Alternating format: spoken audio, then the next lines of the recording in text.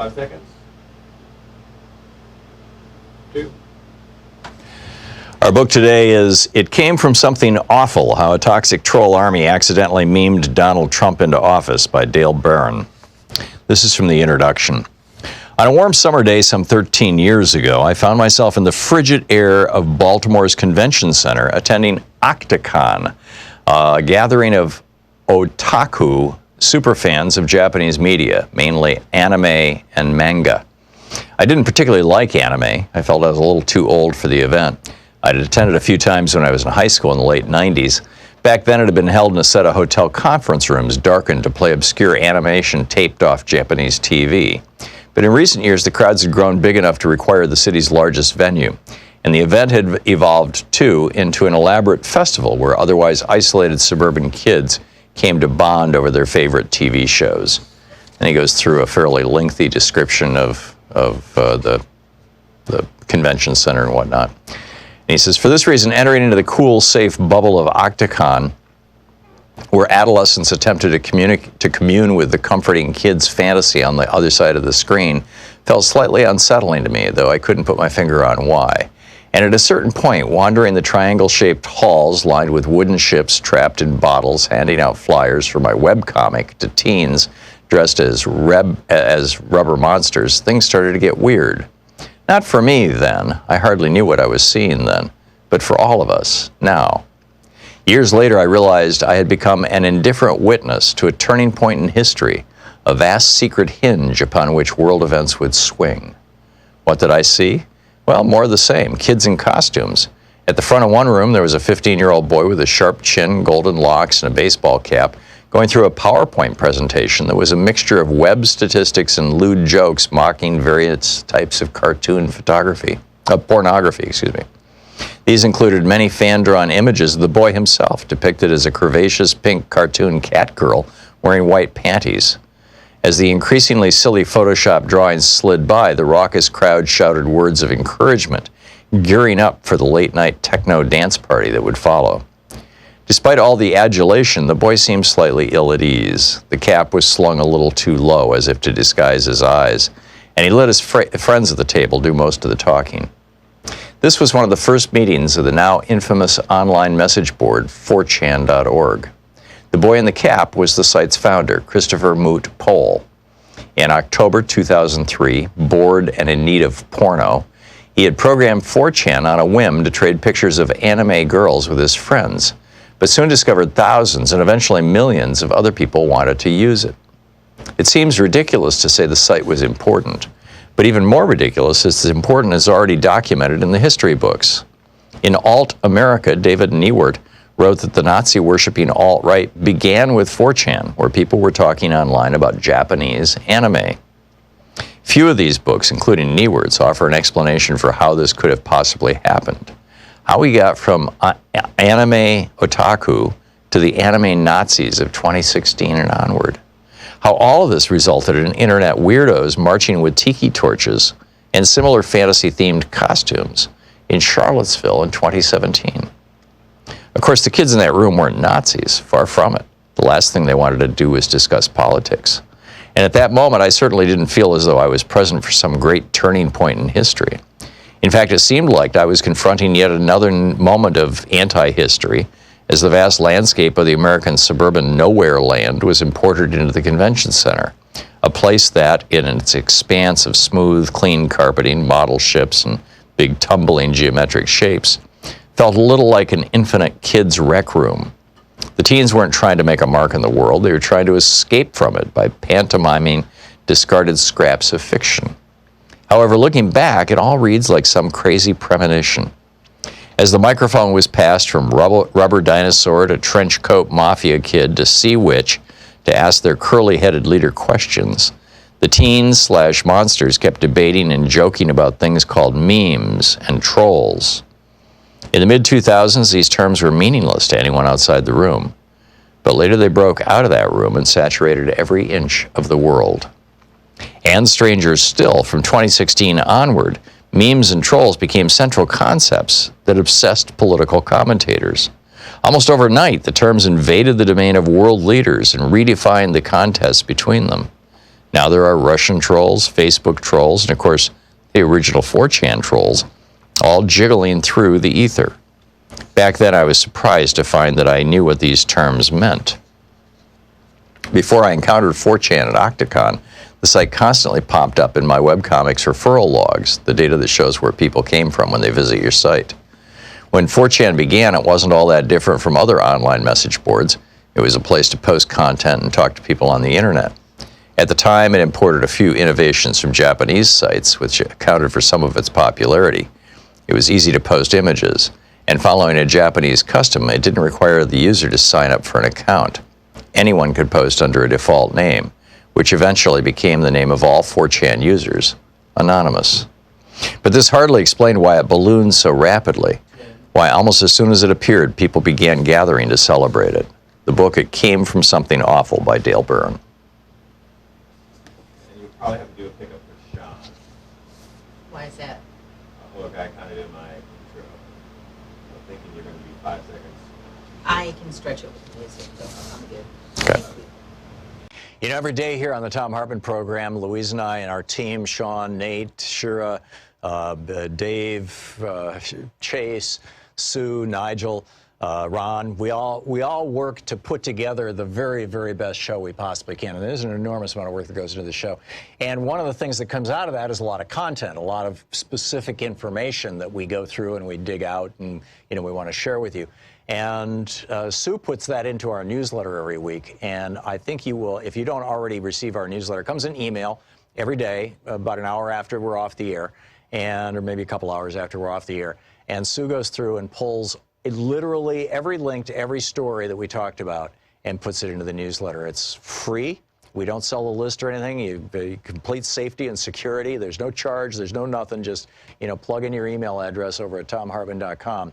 And you get signed up for the newsletter. It's all fairly obvious. You'll see it on the website. So check it out, thomhartmann.com. Thank you. Want to connect with the show online? You can find the Thom Hartmann Program on Facebook, Twitter, and Instagram. It's like the first day of the week, and I suppose it is. I hope you had a great Labor Day holiday. The state of labor is pretty grim in the United States right now. Union membership, union participation is back down where it was like in the 1920s. When they were still killing union members. Now they're just killing them by economics and politics, and of course with guns.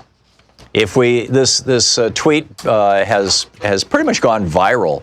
The Poway AR-15, right? These are these mass murders. Poway, AR-15. Aurora, an AR-15. Dayton, an AR-15. Odessa, an AR-15. Orlando, an AR-15. Parkland, an AR-15. Las Vegas, an AR-15. Tree of Life, Sandy Hook, Umpqua, Waffle House, Texas Church, San Bernardino, all AR-15s. And, we can't do anything about this. Somebody suggested over the weekend, and I retweeted it and said, I think this is brilliant, that, the way that they name hurricanes, it used to be always women's names. Now they're both women and men, which is, nice. But we name hurricanes, right? We've got Dorian, spinning off the coast of Florida right now. And this person suggested that we name massacres. So far we've been naming them by where they happened. Oh, it's the Poway massacre. Oh, it's the El Paso massacre. Well, why not name them after a person who helped, make them possible? Like, this massacre that just happened last Saturday, where a 17-month-old baby and 20 other people got shot. Seven of them died. Why don't we call that the Greg Abbott massacre? Greg Abbott is the Republican governor of Texas. He tweeted a short while ago.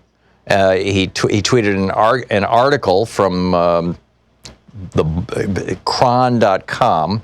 I'm assuming it's some chronicle, some local newspaper in Texas.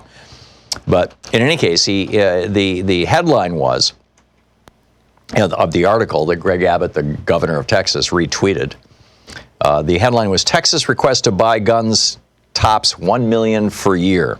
The number requested by firearms in Texas has already topped 1 million for this year, but the Lone Star State still trails California, according to the FBI. So he tweets that story, and he says, his comment on the tweet is, "I'm embarrassed. Texas is the number 2 in the nation for new gun purchases behind California. Let's pick up the pace, Texans." It's the Greg Abbott massacre. I mean, I don't know how else to say this. I mean, just a week or so before this most recent, before this Greg Abbott massacre, we're going to have to come up with somebody else to name the El Paso massacre after. I suppose they're both in Texas. But anyhow, at the 2018 NRA convention, the governor of Texas, Greg Abbott, got up and gave a speech. He said, "The answer to gun violence is not to take guns away. The answer is to strengthen the Second Amendment rights of law-abiding citizens. The problem is not guns, it's hearts without God." Right. Because throwing God into the political milieu always works so well, right? Pakistan and India, Shias and Sunnis, pick your conflict point in the Middle East, Catholics versus Protestants in Ireland. Yeah, God does so good at preventing people from killing people, right? The belt buckles of the Nazi army, literally, the Nazi army had belt buckles that said, "In Gottes Namen," in God's name. We are fighting for Führer and God. So anyhow, Texas, effective September 1st, right? These new laws went into effect day before yesterday, the day after the massacre, the Greg Abbott massacre in Texas. We got Senate Bill 535, which allows people to carry firearms in churches, synagogues, and other houses of worship. You got House Bill 2363, which loosens restrictions on the storage of firearms by foster parents. Oh, brilliant. Foster parents, by the way, having been one, I can tell you, foster parents, by and large, are taking kids who are troubled. If they're not in foster care specifically because of their behavior, which is typically not so much the case, they're in foster care because of their parents' behavior, which is totally off the wall, typically, horribly abusive. And these kids are, they're at much higher risk for suicide, first off, which is the main thing that happens when a gun is in the house. Your risk of suicide suddenly goes up 500%.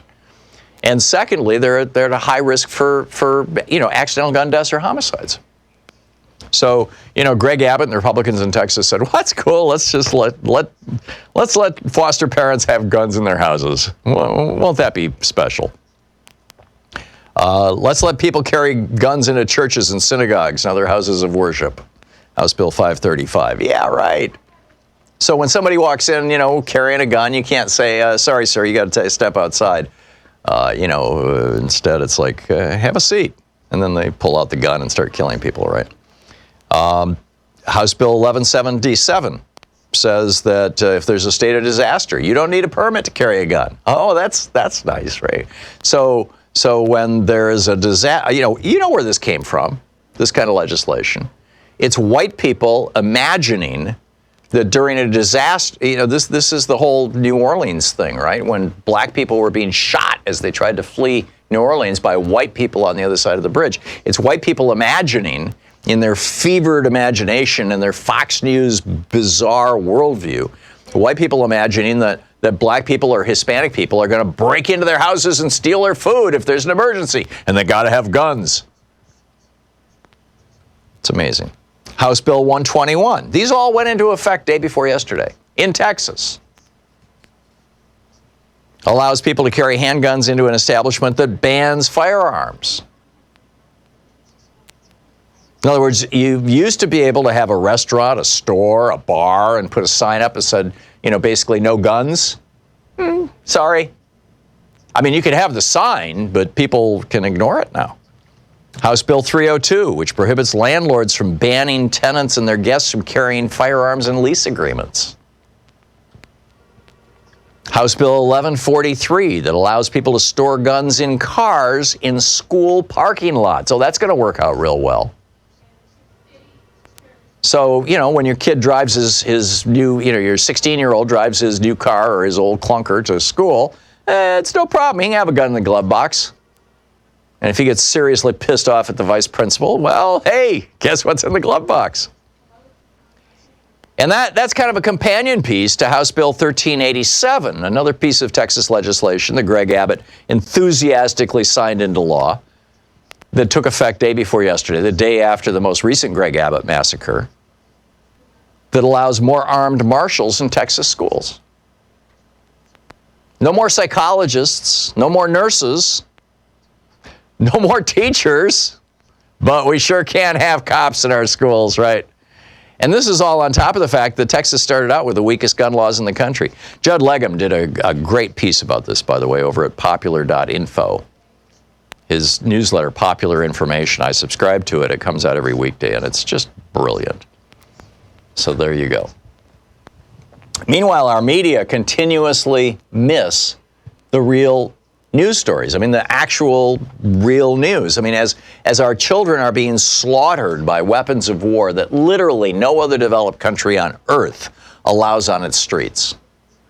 You will not see a person walking down the street in Germany or Denmark or France or Spain or Italy or the United Kingdom with an AR-15. As our children continue to be slaughtered by these weapons of war, our media are completely failing to document the trail of money and lies from the weapons manufacturers directly to the front groups, and the NRA isn't the only one, directly into the pockets of politicians and political parties, specifically the Republican Party. And it's not just guns.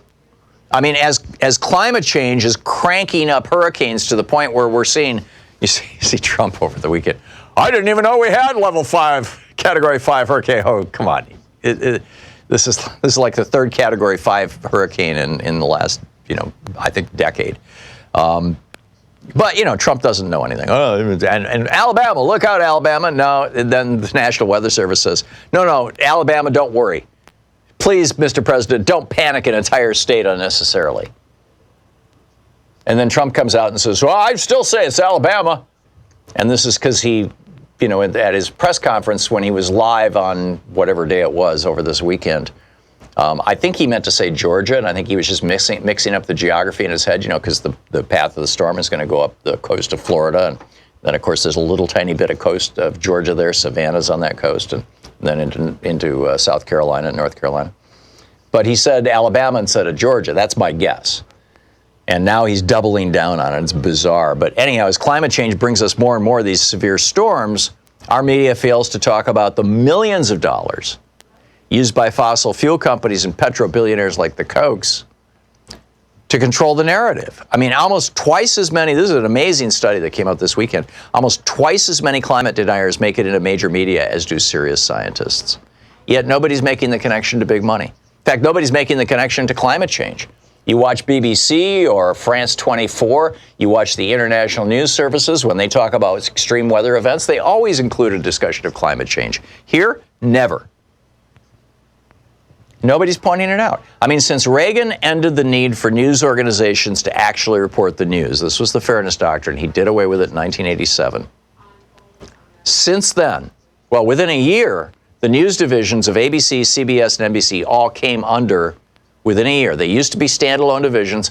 Within a year, they were all under the entertainment division. In other words, literally, news became entertainment, and news became a revenue source for the big networks. And so now what do we get? We get basically reality TV. The host will talk about one story, and then they'll have 3 or 4, quote, pundits on to have a, quote, panel to discuss the issue. This is reality TV. This is not news. I remember the days when, Dan Rather or Walter Cronkite used to sit there in a 30-minute newscast, cover 20 stories. And you'd actually know what the hell was going on. Of all the damaging things that the Reagan Revolution did to America, the damage that they did to our news is the one that has done, in my opinion, inflicted the most damage on our democracy. This is the Thom Hartmann Program. In addition, you've got this new Trump judge just slowed down the looking into his taxes. I'll tell you about that after the break.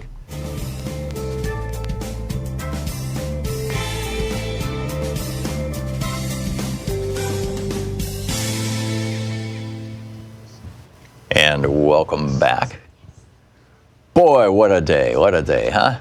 Rich in Calumet, Michigan. Hey, Rich, what's on your mind today? Well, last week we had our little, I guess you'd call it town fair or whatever, and of course they had a Republican and a Democrat booth there. And my daughter kept pulling me, don't go over there. I know you're going to want to go debate with them because that's just, I love to do. The state raised me and turned me into a fighter, so I'm a fighter. Okay.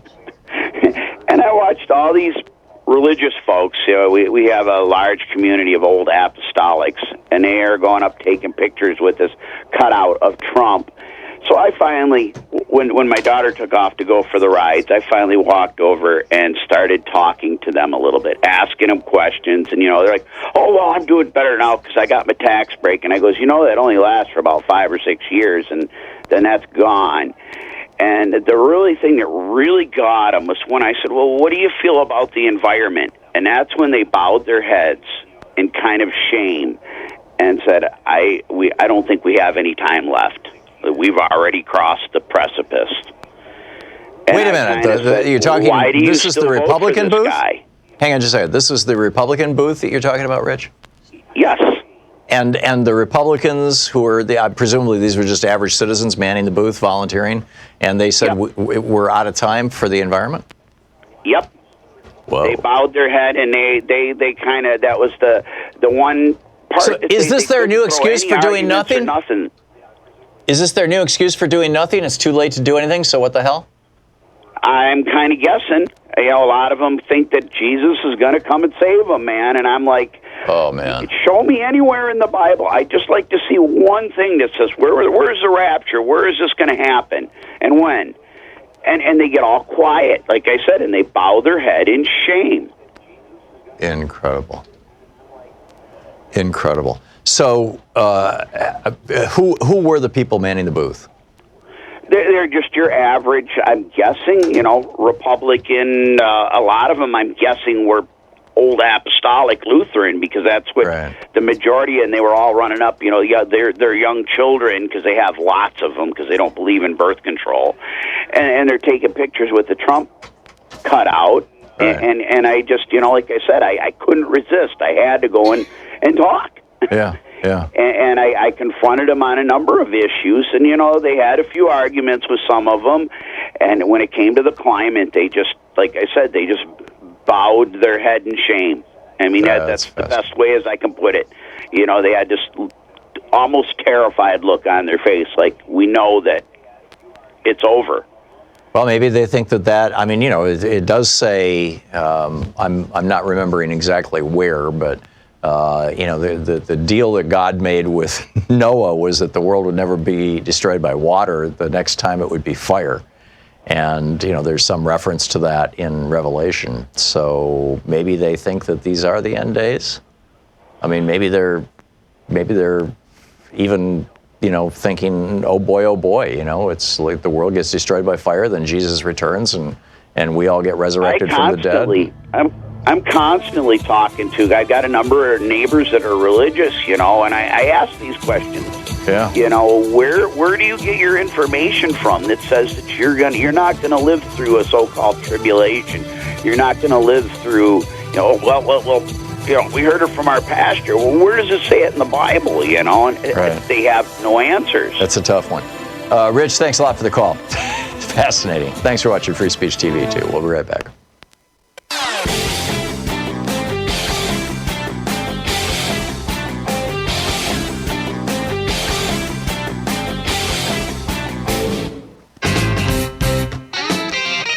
Welcome back. So we've been gone for a couple of days, and you know, with this long holiday weekend, and I do want to catch up on what I think are a bunch of really important stories, and then I'll pick up your phone calls after the break.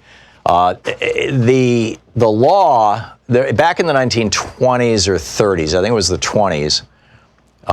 There was a law passed by Congress and signed into law by the president I think it might have been during Coolidge's administration, but anyhow, they passed this law that said that the chairman of the House Ways and Means Committee, at that point in time, I mean, the income tax was only a decade old at that time, and the president had the ability to look at anybody's income tax returns because he ran the executive branch, and the executive branch included the IRS.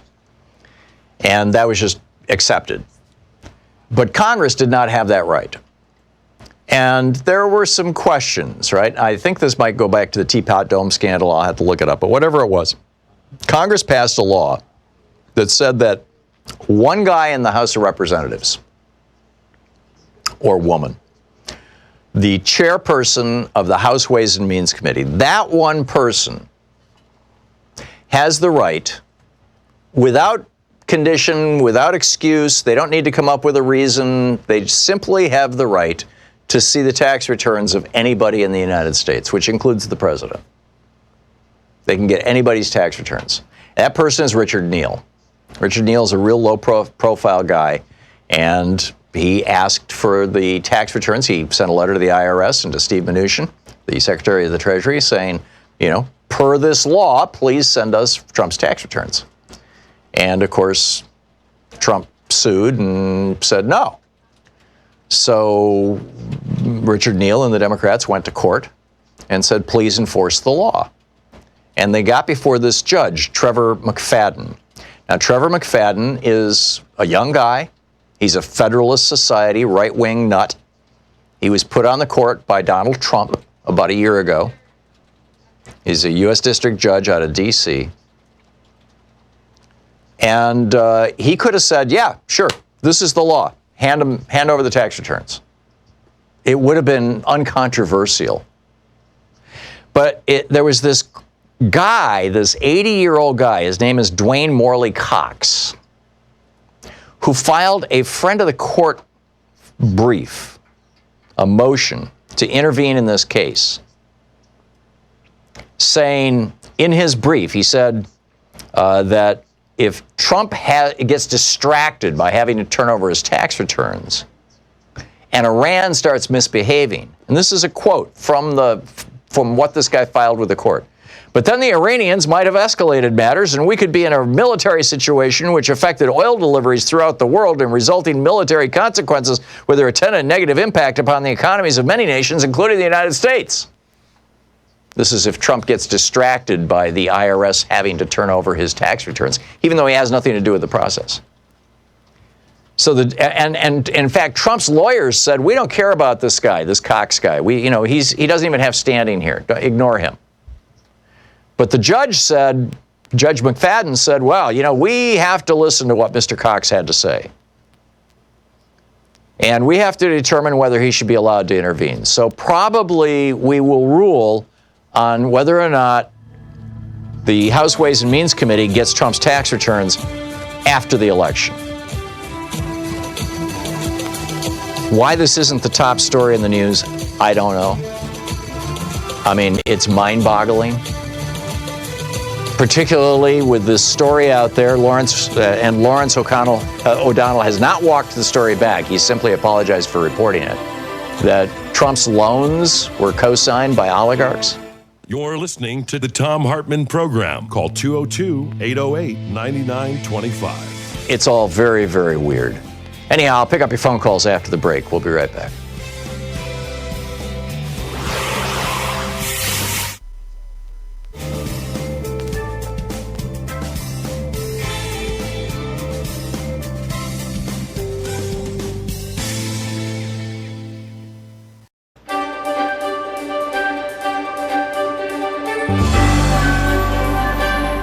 Our book today in the Thom Hartmann Book Club is The Hidden History of Guns and the Second Amendment by yours truly.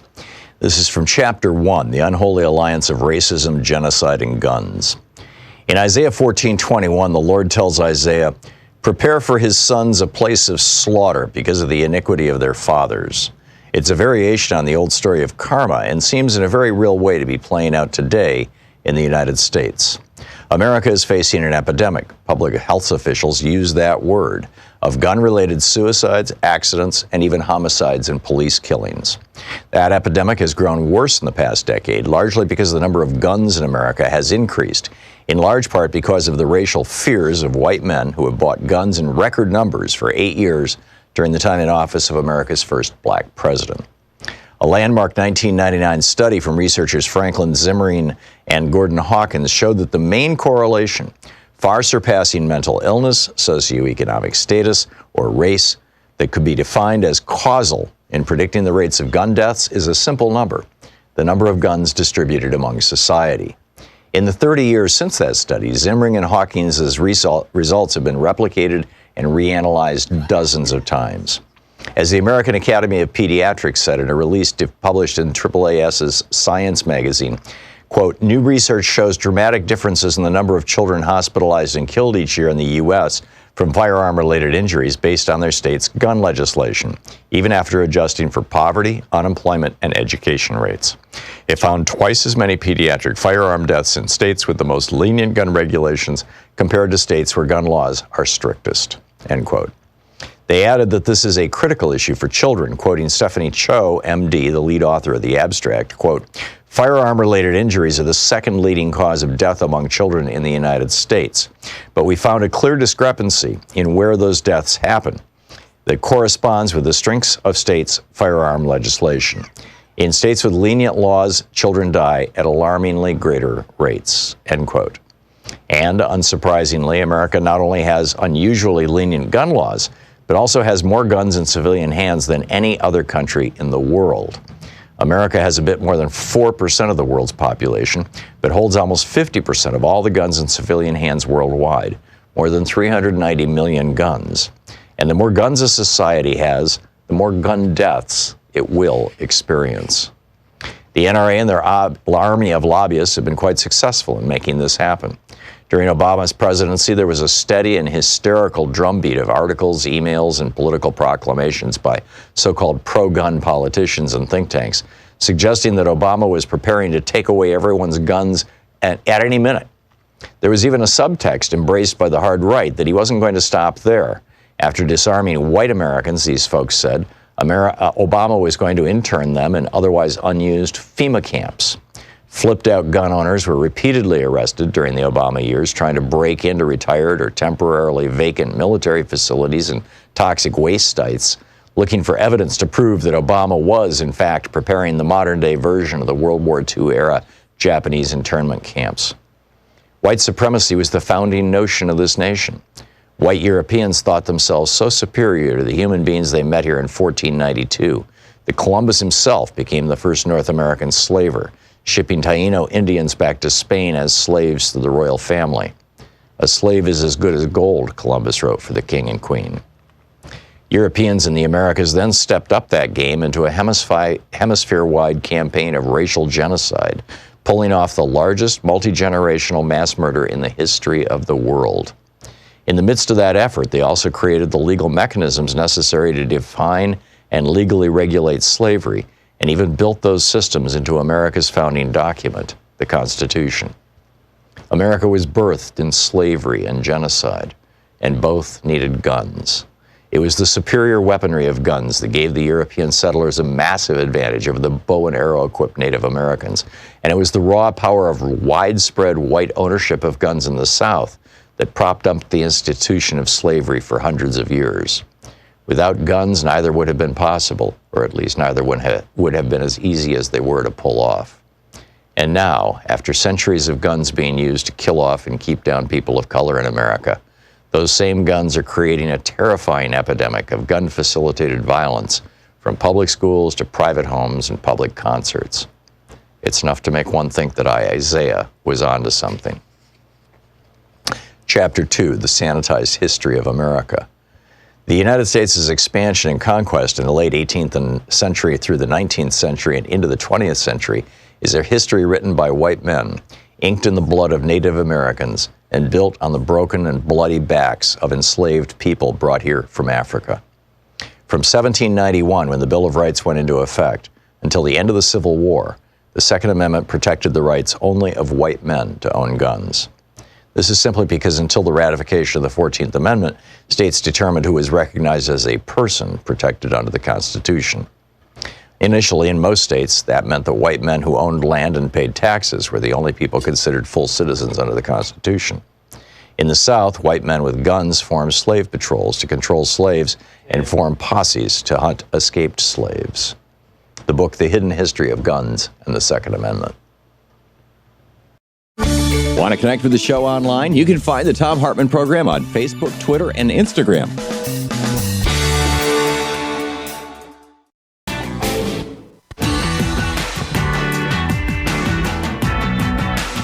Welcome back to the Thom Hartmann Program.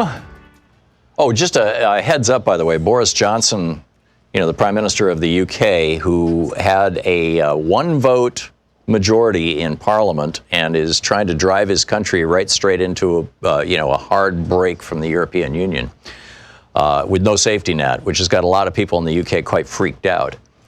Gave a speech apparently this morning, and in that speech was going on about Brexit and all this stuff. And one of the people who was sitting on his side of Parliament, sort of like there's the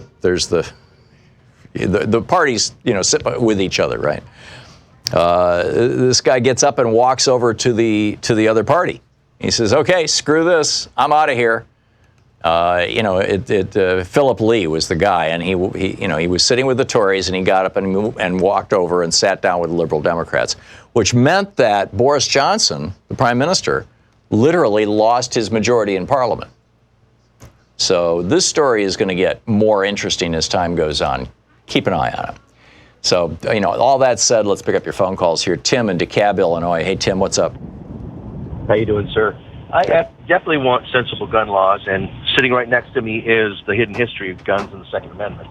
So I do agree with you on many things. But the fairness doctrine, the fairness doctrine, could that really be brought back? And is there any chance of that coming back?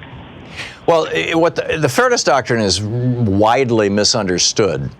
People think that it meant that if you have a radio or television station and you carry an hour of my program, that you also have to carry an hour of Rush Limbaugh's program or something like that. And frankly, nobody would want that. I don't want the government sitting down and deciding what's liberal and what's conservative and what's balanced and what isn't balanced. And that's particularly in the age of Trump. But anytime, I don't want that. Nobody wants that. What the fairness doctrine said. I applaud. I'm sorry. Go ahead. I applaud people like you that are progressives and you take phone calls. You don't screen them. Your screener never asked if I was left, right, center, whatever. They just took my phone call, and that's why I try to call the Thom Hartmann Show, is because I do see things a little differently than you do when it comes to overall gun control. I would like to see sensible gun laws, but I don't want to see things confiscated and banned from honest, law-abiding people. And most gun laws only affect honest, law-abiding people. They don't do anything to criminals. No, actually, most gun laws, if you look at how they work in other countries, they affect an entire society, and that's the level at which we need to talk about it. But let me finish the riff on the fairness doctrine. Then the fairness doctrine simply said that if you want to use the public airwaves for your radio station, television station, whatever it may be, satellite service, if you want to use those public airwaves, you have to broadcast in the public interest. That was the phrase. Broadcasting in the public interest. And what that was understood to mean, because that was the law, and the FCC, of course, has to interpret and enforce the law. And the FCC's interpretation of that, and this came from, I think, 1927, from the Telecommunications Act, the first Telecommunications Act. What the FCC said was, if you present unbiased, impartial news at the top of every hour, you are programming in the public interest, and the rest of your programming is irrelevant. You can do sports, you can do music, you can have right-wingers rant, you can have left-wingers rant, doesn't matter. As long as you have that news, you have satisfied the requirement to program in the public interest. And that's why all the networks, ABC, CBS, NBC, they all literally lost money on their news operations. They had news bureaus all over the world. They had large news staffs. In some ways, they even competed to provide high-quality news at a cost, because they made all this profit on their entertainment side programming.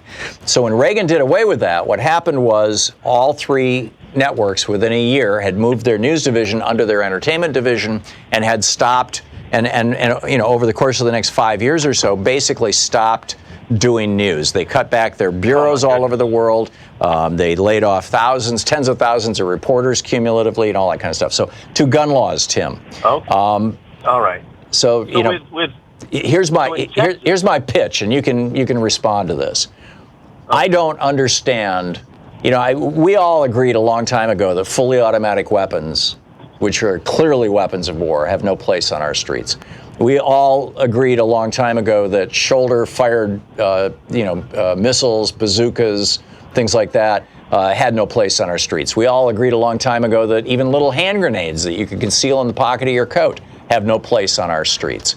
Mortars have no place on our street. I mean, we just outlawed all these things, and it's worked just fine. I mean, you don't see fully automatic weapons outside of shooting ranges. I mean, they're not actually illegal; they're just heavily regulated.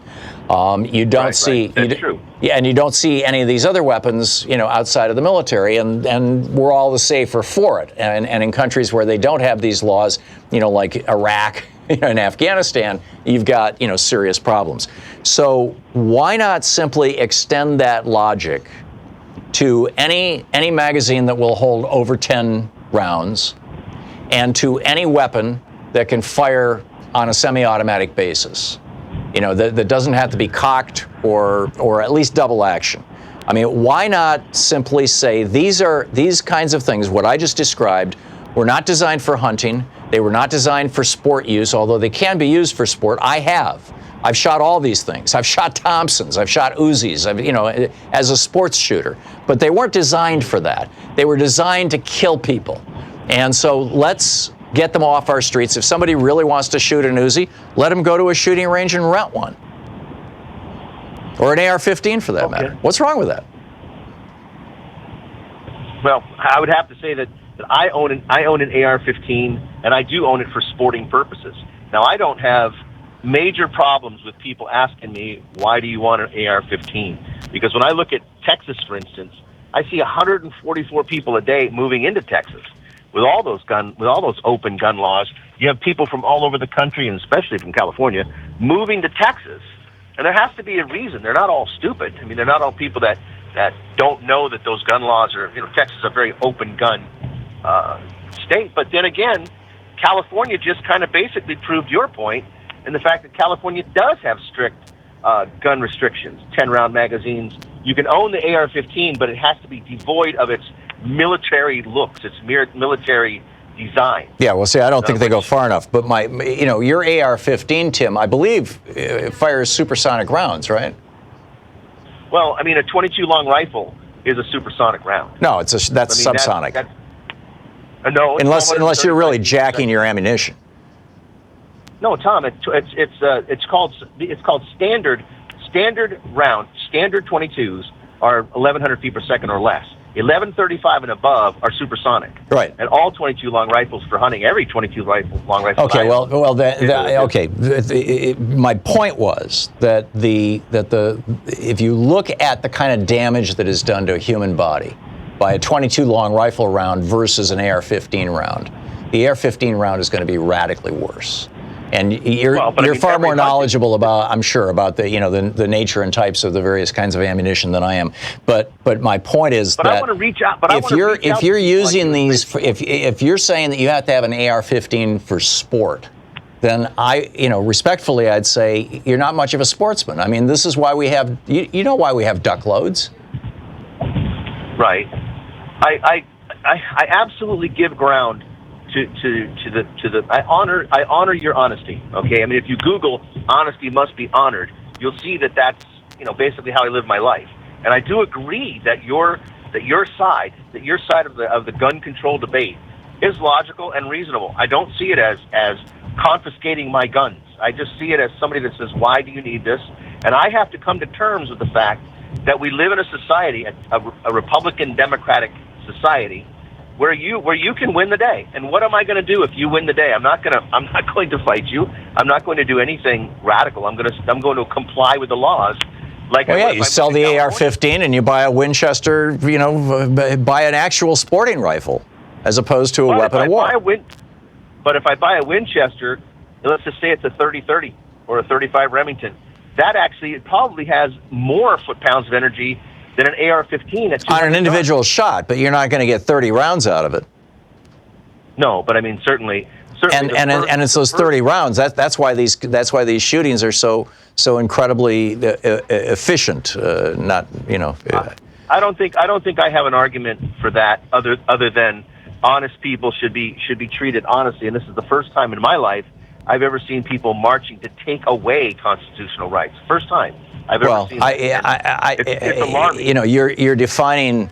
You're assuming that the Heller decision. Well, I'm not. The Heller decision doesn't allow for or ban AR-15s. You could ban AR-15s without being in violation of what the Supreme Court, in their most expansive interpretation, Heller, which I completely disagree with, and I think that Scalia ban just the like AR-15. Yeah, I mean you could ban AR-15s and it doesn't violate Heller, so it's not a constitutional right to have an AR-15.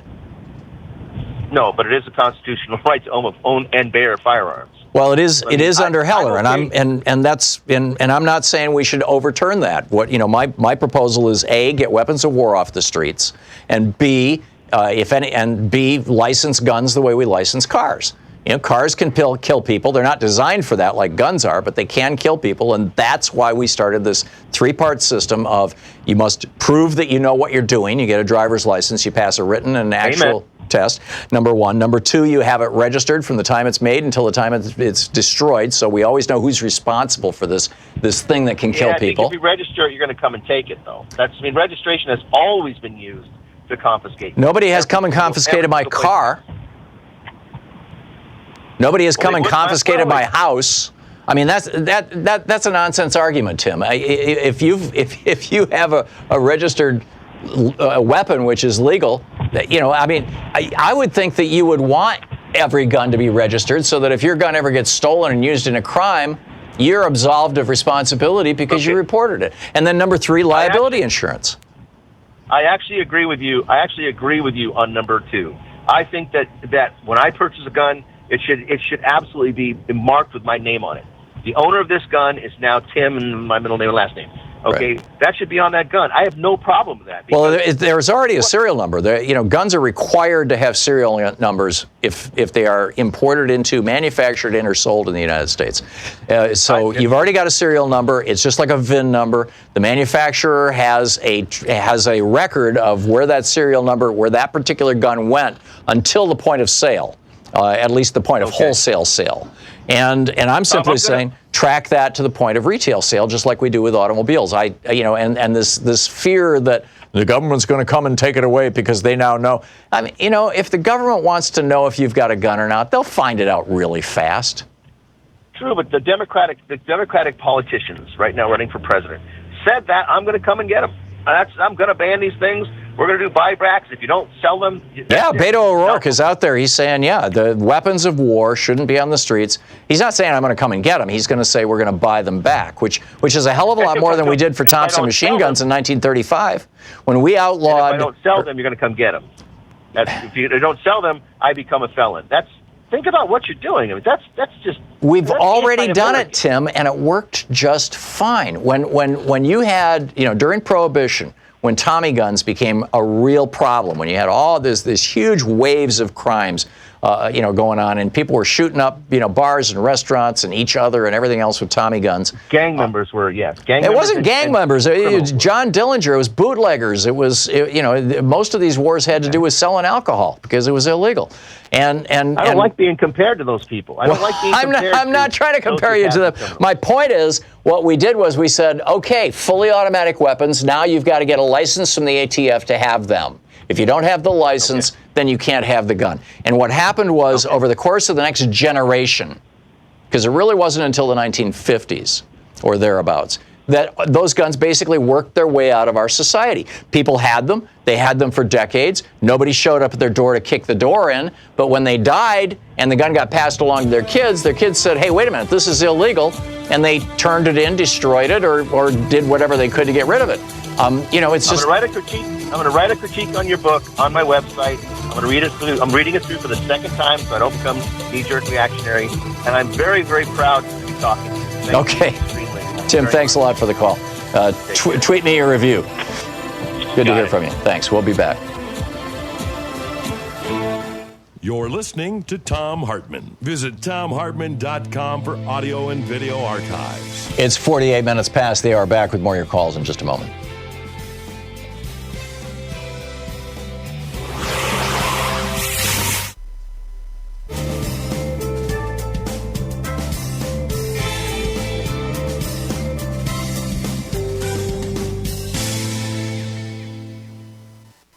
And welcome back.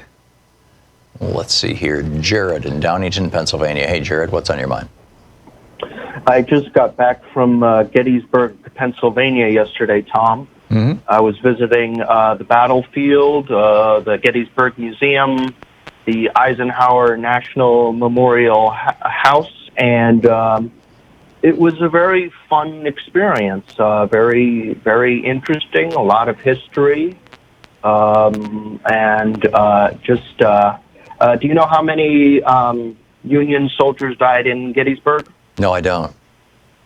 About a little bit over 3,000, and a little bit over 4,000 Confederates. The deadliest battle in all of the Americas. That's incredible. It is. And, that's why Lincoln chose Gettysburg to give his famous address? Yes. Because it was such a bloody battle? Yes. And it did turn the tide in the war with Pickett's charge there. Mm-hmm. And they were going there. They were going there for shoes. Mm-hmm. General Lee's army. They were literally just going there to get shoes and then head to, I believe, Philadelphia. But anyway, I'm getting a little bit off topic. I wanted to talk about what the Confederacy and this history of violence. I think a lot of our problems stem from just this idea of gun violence, the Second Amendment, as you brought up with slave patrols, and then these slave patrols eventually turned into the Confederate Army. And the police departments in the South, which is why if you're shot by a stranger in the South, odds are 1 in 3 that you were shot by a cop. And why the 7th leading cause of death for black men under 40 is death by police. Yeah. And in a lot of ways, you could say that a lot of these gun nuts are basically just the Confederate government in exile since in 1865. Yep. That they've basically just gone into a low-level insurgency mode since. Yeah. And you don't have to be a Southerner to be a Confederate, as far as I'm concerned. There was Confederates in Missouri, there was Confederates in Kentucky, there was Confederates in New York City, of all places. Trump is just a long line in the Confederate cracker, if you will, a white establishment in the United States that is trying to preserve this culture of death with gun violence.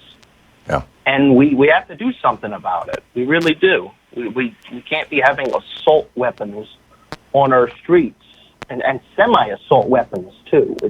That seems to be the big thing with these AR-15s, which seems to be all these recent mass shootings in the United States. Not all of them, but the majority of them, yeah. The majority of them. And certainly the deadliest ones. I mean, because the AR-15. I mean, you get hit by a bullet with an AR-15, it's gonna take a hole. It's gonna punch a hole the size of your fist. Other bullets from other kinds of weaponry, not so much. So anyhow, I gotta run, Jared. I think your point is well taken, though, and I don't disagree at all. We'll be right back. It's 52 minutes past the hour here on the Thom Hartmann Program, the place where smart people get their news. Stick around. We'll be right back.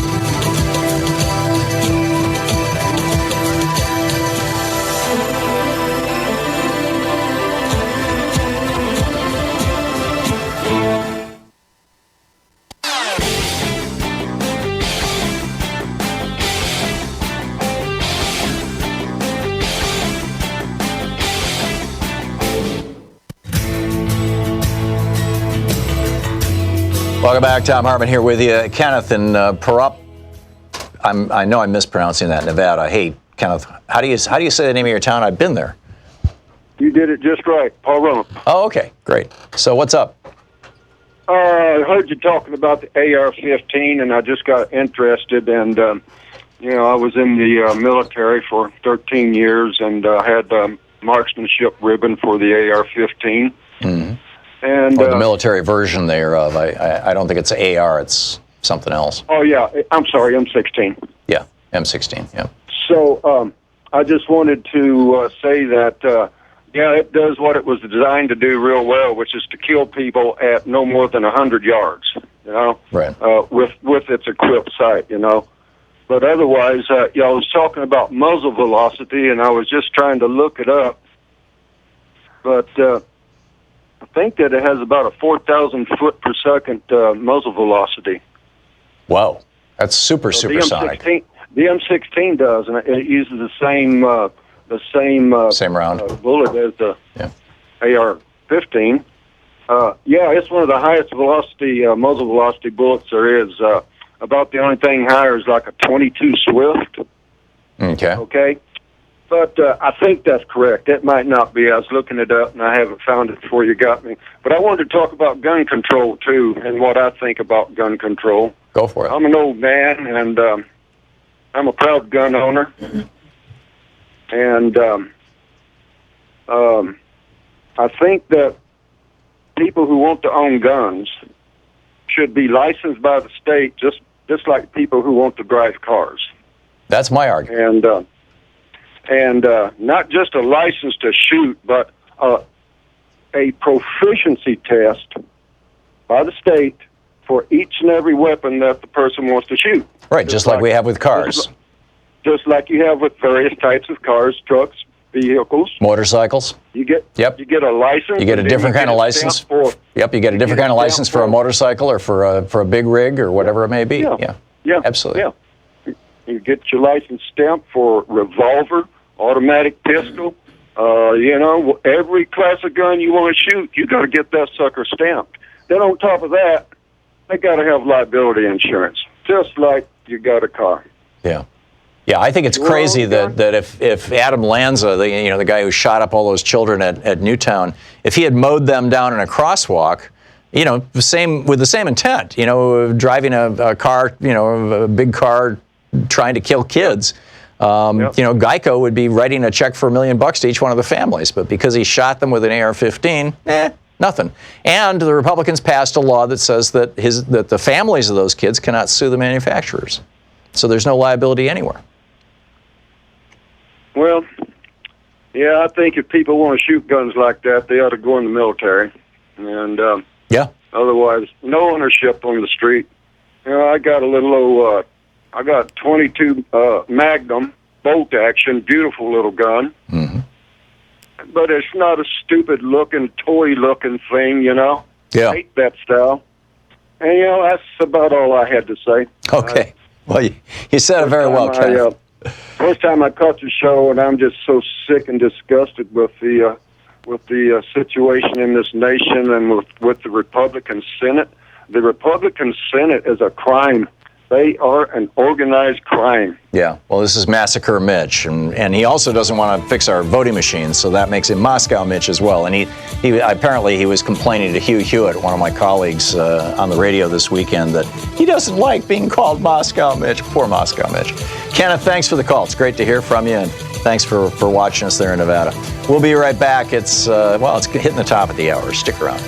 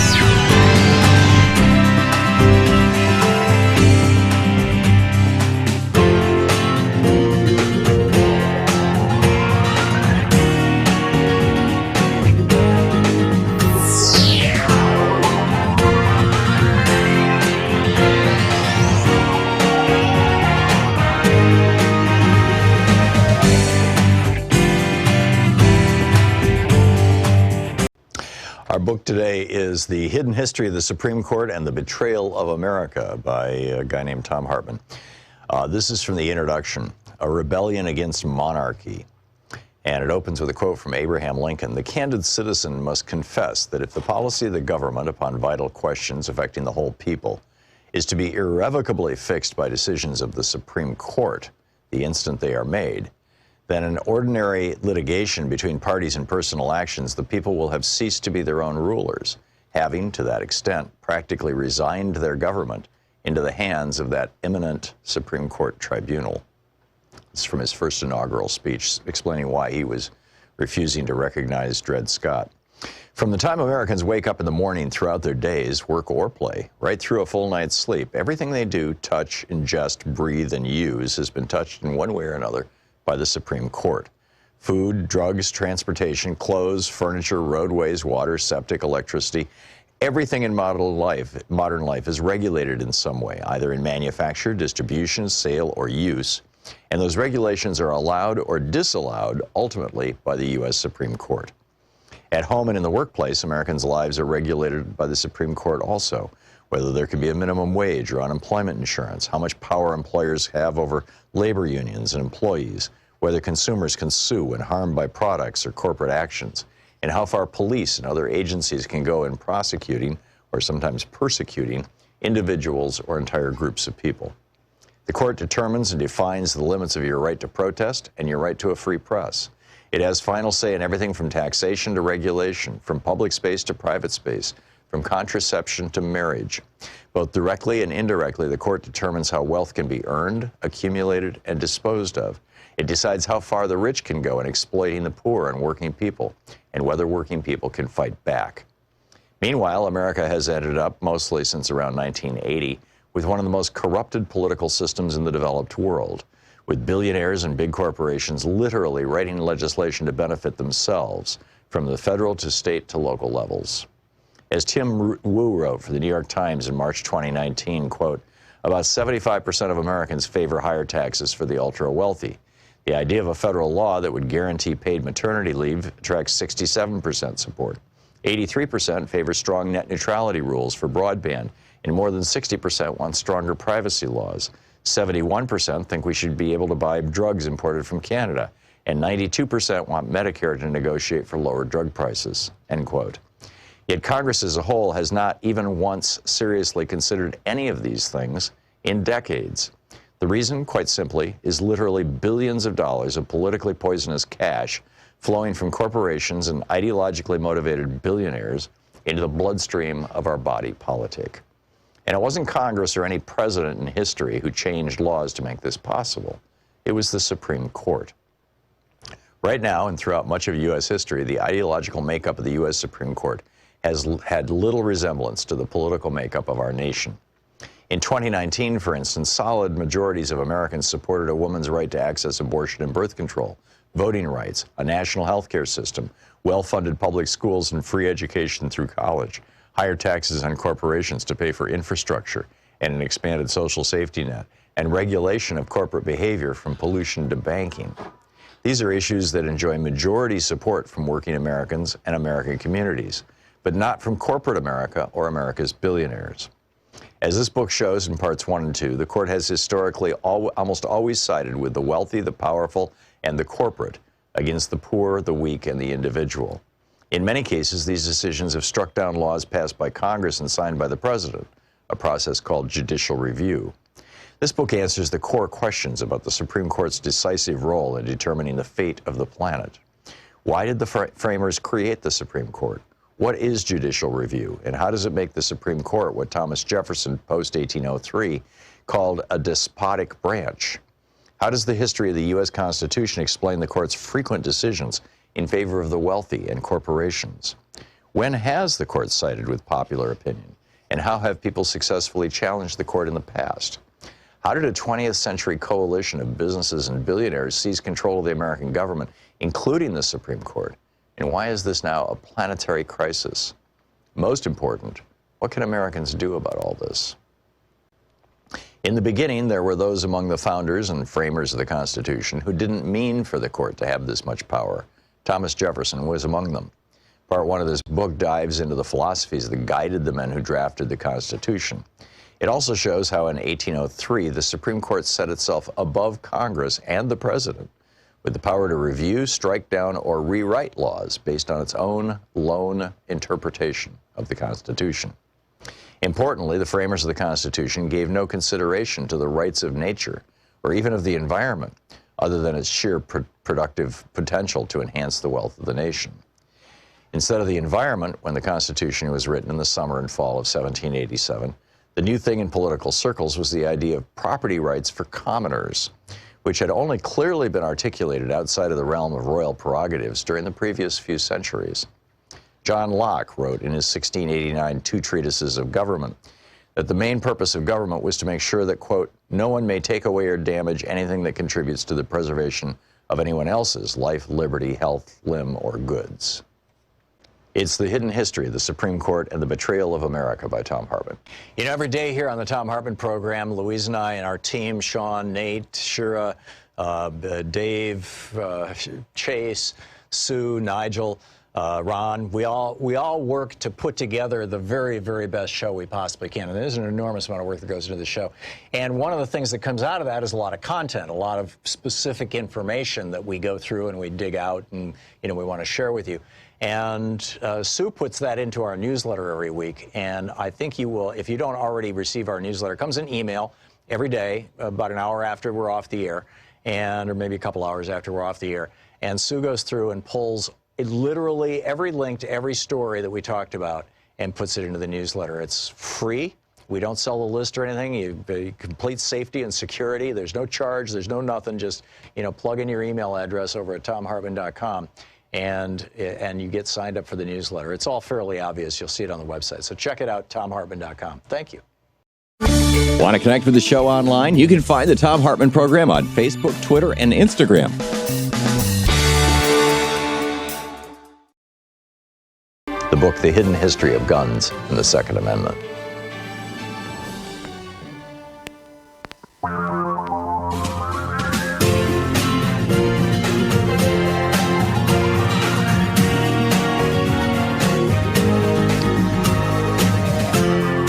This is the Thom Hartmann Program.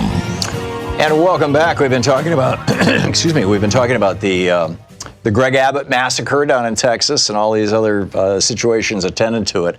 I want to broaden the scope of our conversation, though, to include the guy in the White House right now.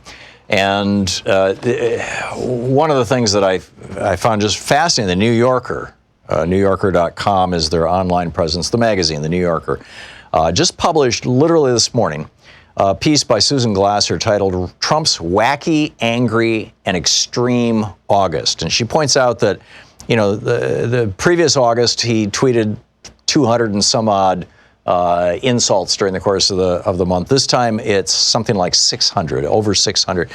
She just goes on through documenting bizarre behavior after bizarre behavior after bizarre behavior. A lot of us are quite concerned, and this goes way beyond politics.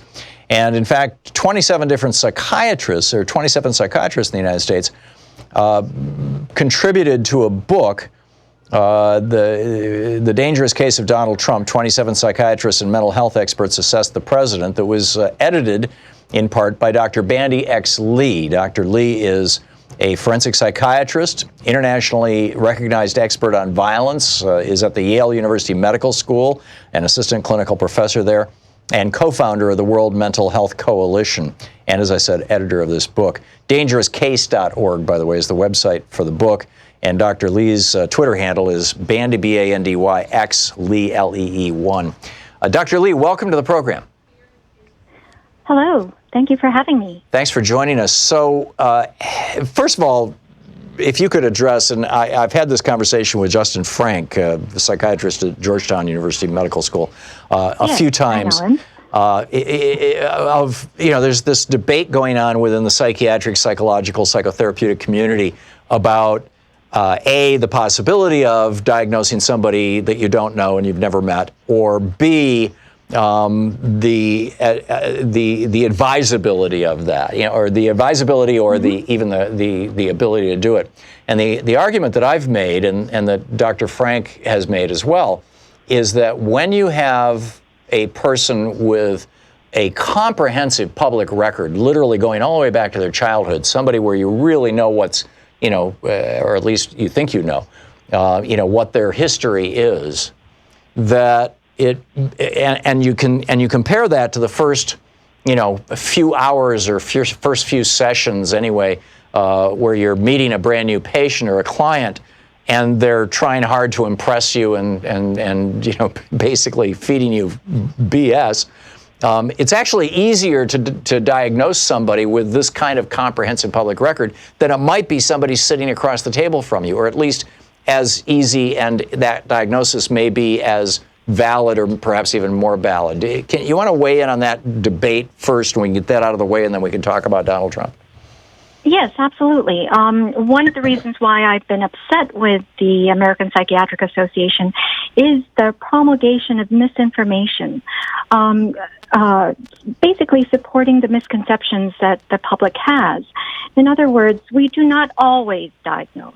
Diagnosis is a very specific activity that requires all medical records and basically all information. And I tend to be in support of a personal interview, although since 1980, our diagnoses have been based on external observation of behavior, and research has shown that having, in general, doing a personal interview is not necessarily more helpful than reviewing the appropriate records. So as for what Dr. Frank has been mentioning, having this vast range of public record over a long period of time, and also witnessing the president's reactions to actual situations in real time over extended period of time is extremely valuable information, and certainly more valuable than what can be obtained from a personal interview, as you mentioned. So, given that, what is it that you and your colleagues who contributed to this book, what is the conclusion that you have come to, and what are the concerns that you have derived from that conclusion? Well, from the beginning, our assertion was that the President Donald Trump in the office of the presidency was dangerous. Dangerousness is not a diagnosis. So basically, there were three themes that we could summarize the book into. First is that he is more dangerous than the public seemed to be recognizing, and that he would grow more dangerous over time, and that ultimately he could become uncontainable. Which is what Michael Cohen warned us about. Forgive my interruption. Exactly. But, yeah. Yes. So I would agree with Michael Cohen, who knew him for a decade. A number of people who have had close interactions with him actually can provide that kind of information, close range information that we can take into account. Tony Schwartz was one who contributed to our book. And the book has a second edition, by the way, has 37 mental health experts now who show the social, cultural, geopolitical consequences of psychological dangerousness in a powerful position. Mm-hmm. Okay. So you said there were three aspects. That was the first? Or did you cover all three just then? Yes, the three were that he is more dangerous than people can imagine, because most people are used to normal interactions with normal individuals. Right. Those who have had experience with this type of pathology, of course, are keenly aware, and they often report being re-traumatized by this presidency because it reminds them with flashbacks and unwanted memories about their traumatizing experience. These are people who've been in abusive situations, for example. Exactly. Yeah. Yes. So what do we do about this? So I have always felt that it was very dangerous, that we were avoiding any conversation. You mentioned about the validity or appropriateness. usefulness of having public conversations when the authorities aren't acting. And we tried for a very long time to, when the authorities contacted us, that is Congress members, we tried very hard to consult in private. When it was getting nowhere is when we went public. And and of course the American Psychiatric Association just came after us time after time, chastising us publicly. This is the old Goldwater rule, right? Right, yeah. Which I am a staunch supporter of, but they have altered the Goldwater rule to not just cover diagnosing, but, diagnosing is about someone's personal mental health. We're not interested in a public figure's personal mental health, but they have actually turned it into a gag order in that we cannot speak about any aspect of a public figure of any kind, even in a national emergency. Now, this is there. Forgive my interruption, but is there a penalty for that, or is this just a slap on the hand or a policy? I mean, are you facing no, in fact, loss of licensure or certification? It's unconstitutional and illegal, as far as I'm concerned. But they have gone on public relations campaigns to basically discredit us in public. I'm not even a member of the APA. In fact, I resigned 12 years ago because of their excessive ties with the pharmaceutical industry, which has, reflected itself in its policies. It's now, it used to support strongly patient interests, patient rights, and now it supports chemical therapy above all else. So the fact that it's receiving federal funding, has been said to be the reason why it has done this, and the public should be aware because it's being deprived of information, and by stopping those who are qualified to comment on the president from speaking at all, the public has had to settle with pundits and entertainers and non-experts who are, giving faulty diagnoses. And so this is actually a very dangerous situation, I believe. Words like malignant narcissism and sociopath and borderline personality. I've heard a lot of these words thrown around. These are typically within the realm of diagnosis, as opposed to dangerousness, which is what you're talking. There has been a political group that's been kind of co-opting a lot of our message. It's called Duty to Warn. I'm not a part of that group, I'd like to clarify. In fact, I tried my best legally to get my name off of their website. They wouldn't do it. But they have promulgated diagnoses. We have not. Right. So your argument is not, hey, this guy's a narcissist and therefore. Your argument is when we look at this man's behaviors, which indicate his mental state, those behaviors are dangerous to this country. Is that? Exactly. Am I boiling it down well? Actually, yes, exactly. Dangerousness has nothing to do with diagnosis. In fact, it has nothing to do with mental illness. We hear a lot about how gun violence is related to mental illness. It is untrue. We cannot emphasize enough that mentally ill individuals are no more dangerous than the general population. And even when they do become dangerous, it is usually social factors, not factors related to the illness, that make them dangerous.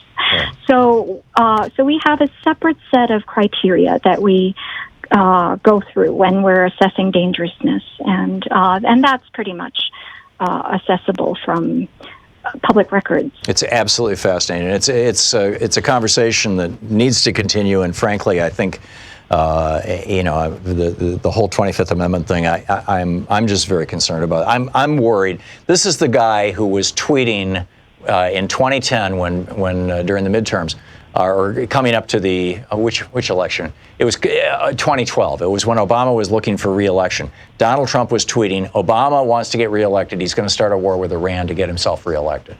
Mm-hmm. So he clearly thinks that way. Exactly. That scares the hell out of me. Individuals say about others indicate more about themselves than about the others. And we should take Donald Trump for his words whenever he is describing other people, that he's really talking about himself. Yeah. Remarkable. Dr. Bandy X. Lee from the Yale School of Medicine, or assistant clinical professor at the Yale School of Medicine. The book is The Dangerous Case. The Dangerous Case of Donald Trump, now second edition. 37 psychiatrists, mental health experts assess the president. The website, dangerouscase.org. Dr. Lee, thank you for dropping by. Thank you for having me. My pleasure. This is the Thom Hartmann Program. We'll continue this and other conversations in just a moment. Stick around.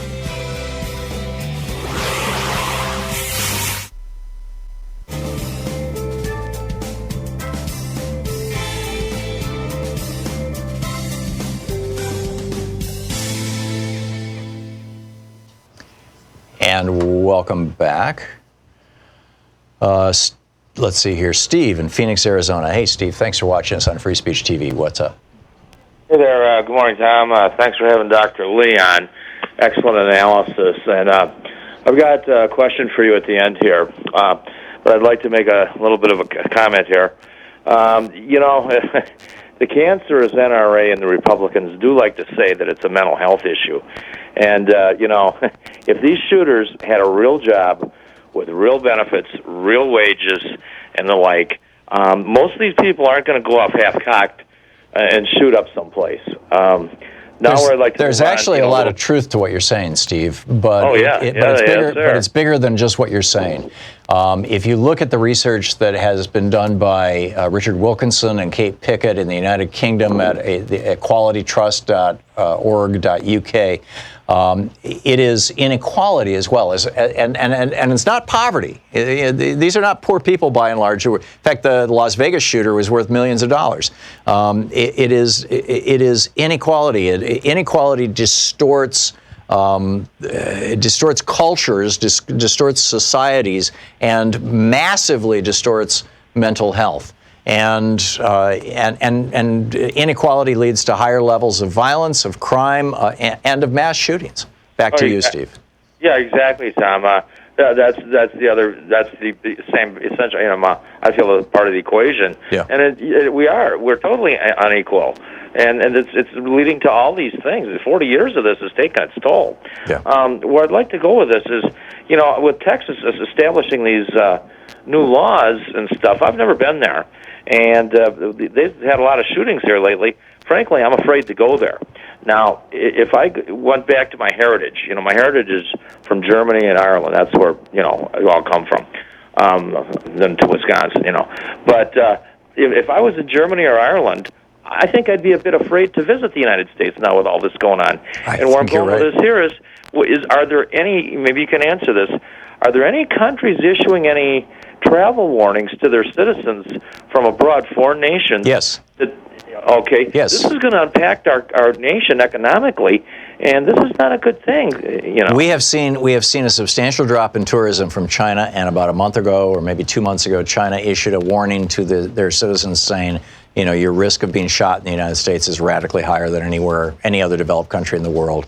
Be careful. I believe Japan has issued a similar warning. Maybe not. Abe might have prevented that, but there were several countries in East Asia that have issued these kinds of warnings, and I'm not sure that it's come out of any European countries yet. But whether the State Department of an individual nation issues a warning or not, the people are getting it. I mean, these stories are echoing all around the world. And it's got to take its toll and stuff, and it kind of goes back to like the old Ted Kennedy thing. When he's talking about raising the minimum wage, like when does the greed stop? Yeah. What I'd like to know is when does this violence stop? And I think the violence will stop when we finally get a more equal society, good wages, Medicare for all, the whole 9 yards. I don't want to keep going on here, Tom, but I didn't get a chance to go in on the vote last week, but I was trying to get in. Yeah.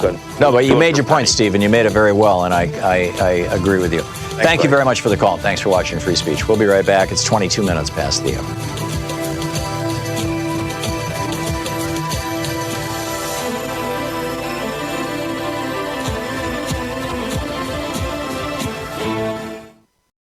Every day here on the Thom Hartmann Program, Louise and I and our team, Sean, Nate, Shira, Dave, Chase, Sue, Nigel, Ron. We all work to put together the very, very best show we possibly can. And there's an enormous amount of work that goes into the show. And one of the things that comes out of that is a lot of content, a lot of specific information that we go through and we dig out and we want to share with you.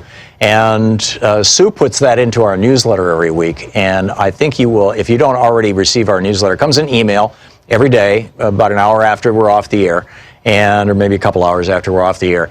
And Sue goes through and pulls literally every link to every story that we talked about and puts it into the newsletter. It's free. We don't sell a list or anything. You complete safety and security. There's no charge. There's no nothing. Just plug in your email address over at thomhartmann.com and you get signed up for the newsletter. It's all fairly obvious. You'll see it on the website. So check it out, thomhartmann.com. Thank you.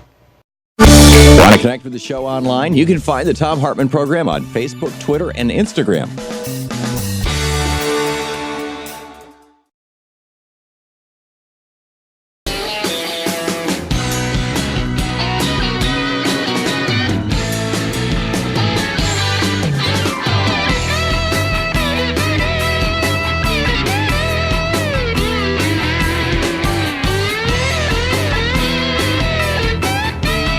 Welcome back. Thom Hartmann here with you, and John in Minneapolis. Hey, John, what's up? Yeah, I just wanted to relate the gun rights issue to my own congresswoman who is afraid to appear in public because people are threatening to kill her. This is Ilhan Omar? Yes, and I think that they probably wouldn't stop at just killing her, but at the state fair, she was threatened. I don't know that she appeared. I haven't been there, and I haven't heard that she actually did appear there. But this is impinging on my right as a citizen of this country to exercise my political choice and choose her as my congressman. She hasn't done anything illegal. She may not be popular in certain quarters in this country, like I guess the whole Republican, congressional delegation in Alabama apparently want to censor her and prevent her. They would like to remove her from Congress, but she hasn't broken any law. And, it just goes to show there's a divide in this country. Yes, we are still in a civil war, apparently, in their minds, and it's their way or the highway. I hear this over and over again, people attacking me on Facebook because I support this person as my congressperson. I don't tell them who to vote for. Mm-hmm. So it's very frustrating at this point in our history that this is where we're at. Like, we have to, we're literally at the bottom here. And, yes, I think it's a chilling effect on political speech in a sense, and political, for me to assemble with other people in a public place. How about my rights? When people talk about gun rights, it's all about them. It's not about my freedom not to get shot. I won't visit Texas. Right. I don't feel safe there. I really feel sorry for people that live there, that they can't go to a public place. They don't want to go anywhere because they might get shot. Yeah, this is like the old. Their rights? That's the issue. In a way, this is like the old tobacco. I mean, the argument you're making is the old tobacco argument, where people would say, "Well, I have a right to smoke," and I would say, "But I have a right to breathe clean air." Exactly. And so, when your rights are impinging on other people's rights, there has to be some kind of give and take that doesn't even exist, because we have a faction of people who, the gun lobby, essentially the gun manufacturers, who are dictating. Yeah, they're doing it just like the old tobacco lobby. John, we're hitting a break, but thank you for the call. Your point is very well made. We'll be right back. It's coming up on 28 minutes past the hour. You're listening to the Thom Hartmann Program. Call 202-808-9925. We'll be right back with more of your calls in just a moment. It's the Thom Hartmann Program, helping you win the water cooler wars.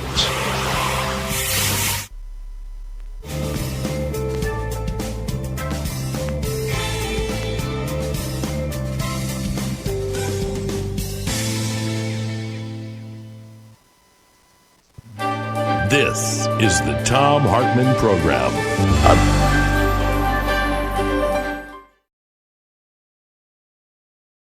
Years of strategy and struggle against the prison industrial complex.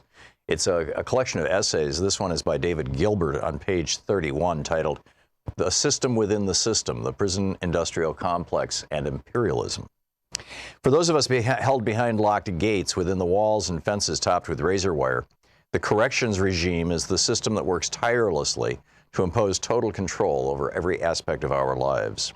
Yet as ponderous and powerful as prisons are, they're only one part, a central girder, of a much bigger and more foreboding house of horrors, which can most accurately be named imperialism.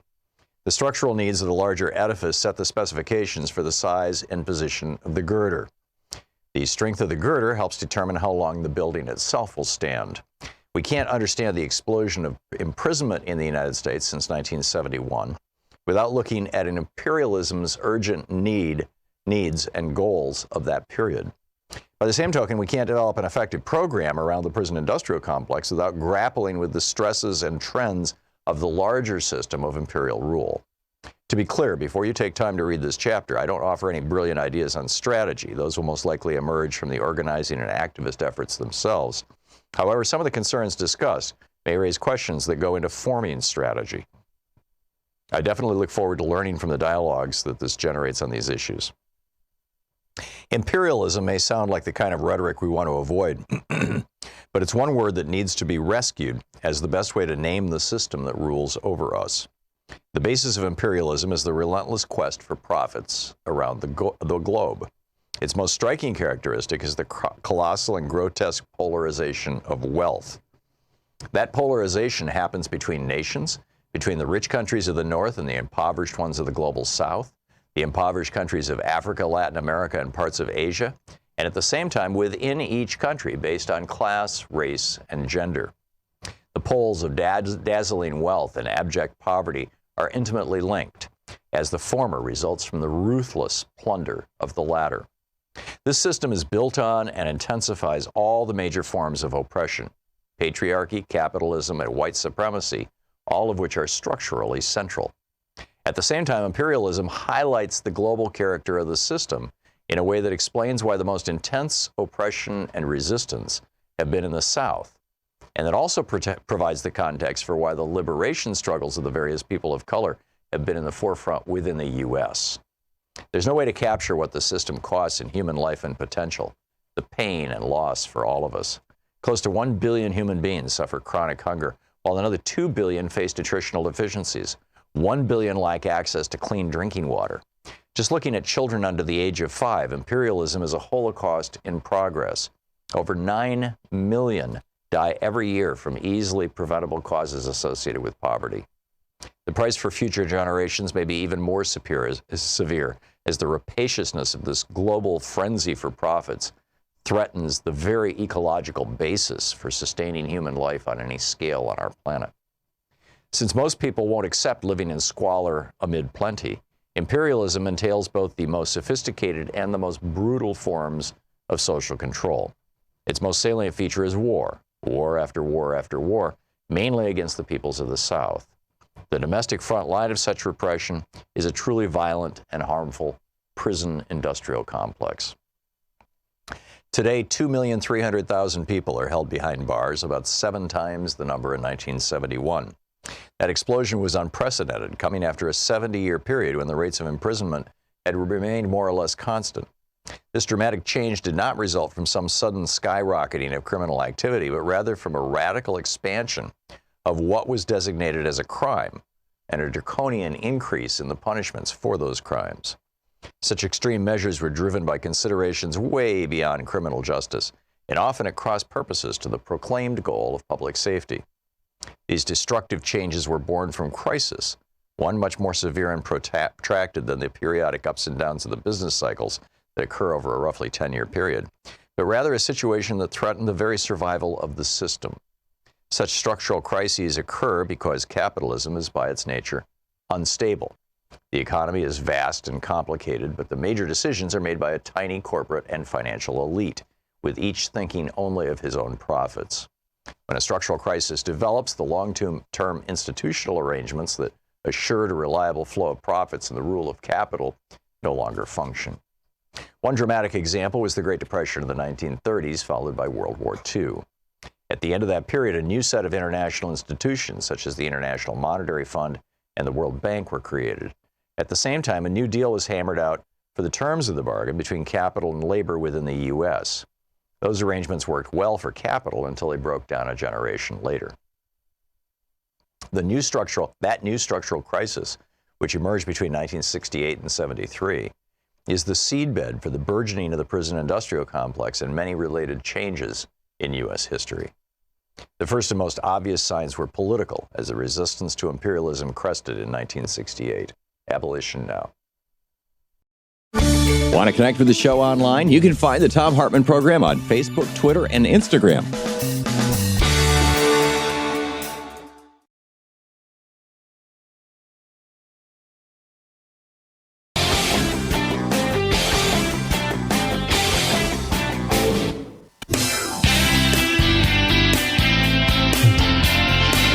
Welcome back. Thom Hartmann here with you.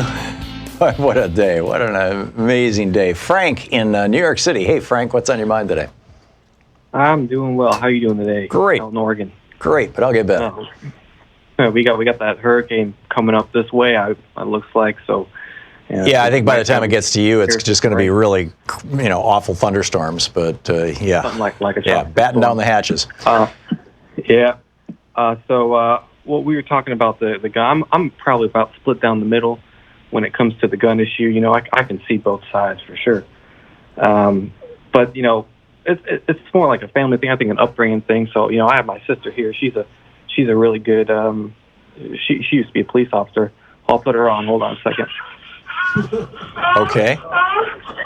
And, no. We was I think we're definitely being punked. Paul in Woodinville, Washington. Hey, Paul, what's up? Hi, Tom. I wanted to talk specifically about the Heller decision and what it really meant and what it was for. Yeah. Because your conversation with Tim from Chicago demonstrates clearly that gun enthusiasts don't understand the Constitution. Let's get it first thing. The Second Amendment was originally written to apply to the federal government. The federal government. The federal government may not restrict the people's rights, and it did not apply to the states. The states were completely free of the Bill of Rights. The first test. What about the Supremacy Clause? I'm talking about the states were not bound by the Bill of Rights. Oh yeah, of course they are. No, they're not. No, they were not bound by the Bill of Rights. So a state government can pass a law saying that a newspaper may not report on the goings-on of the governor of that state, and that law would stand? Until the First Amendment had been, this is what I'm getting to, was incorporated into, or the 14th Amendment was incorporated into the First Amendment in 1925. That's correct. And I'm going to give you case law, and this is what happened with the McDonald decision. That's what I'm getting to. Okay. Is that the first test was in 1833, that the Barron versus Baltimore, whether the Fifth Amendment did not apply to the city of Baltimore. And so John Barron lost his property. The eminent domain didn't apply. They drew all the dirt from making the roads into his harbor, and he no longer had a ship mooring business. Too bad. So sad. Okay, so what I'm saying is... Well, that means that the Fifth Amendment did apply. They basically took his harbor by eminent domain.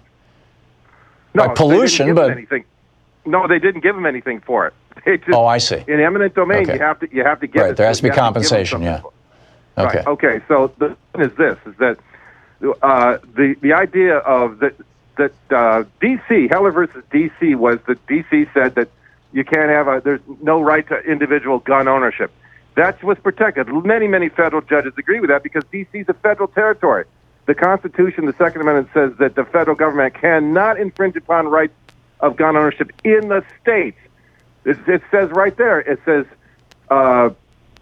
in the preservation of a free state.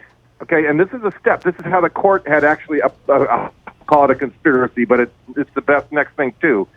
And so what they had to do was say that there is an it's implicit in the Second Amendment that individual ownership is part of the Second Amendment, they had to do this in Heller versus D.C. to say that the federal government had to recognize individual ownership so that in McDonald versus Chicago, they could incorporate the 14th Amendment into the Second Amendment and say, therefore, since it's protected supremacy clause, such thing, yes, the states are now bound by that too. Yeah. Because in Cruikshank versus United States versus Cruikshank in 1876, Morrison Waite Court ruled that neither the First Amendment or the Second Amendment applied to the states.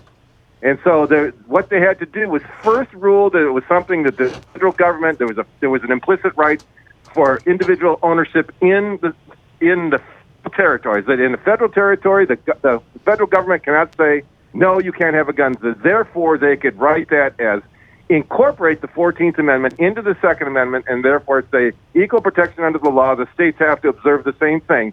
And here's the ironic part, Tom, is that all of these gun people are all about originalism. But there's no way that incorporating the 14th Amendment into the Second Amendment is by definition not originalism. Yeah, well, in addition to all of that, one of the major contortions that Scalia had to put himself through in order to get to the Heller decision was he had to separate the two clauses of the Second Amendment and deal with them as separate things. When, if they were meant to be separate things, there would have been a period, not a comma. But secondly, you know who invented originalism? Oh, that was Robert Bork. Yeah, yes, okay. Robert Bork. Yeah. He was looking, he had these right-wing crackpot ideas. He went to the Chicago school. He had Richard Director was his teacher who got him going on antitrust law. Robert Bork is largely the guy responsible for the current state of American antitrust law. And he was looking for ways to rationalize these right-wing crank opinions that he was coming up with, that he was trying to promote. And, so he came up with this idea that he alone, I've just been reading his book, The Antitrust Paradox, and it's astonishing, Paul. It's like almost every other page, Bork says something like, these people are just not intelligent enough to figure out the things that I have concluded. Or, the pundits suggest, but they really don't have the insights that I have. And I mean, it's just the egomaniacal bizarreness of Robert Bork. So anyhow, he came up with this idea that he alone, or uniquely, or originally, could understand what the founders really meant and what they were really thinking when they wrote the Constitution.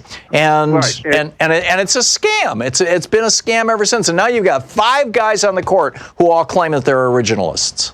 And the effect of this first Heller, which was the setup for McDonald, because you had to make it had to be a setup. So it was a conspiracy. But the effect is that, okay, if in Texas they want to have a shoot 'em up Wild West, that's their right, because remember, the federal government can't tell them that they can't have it that way.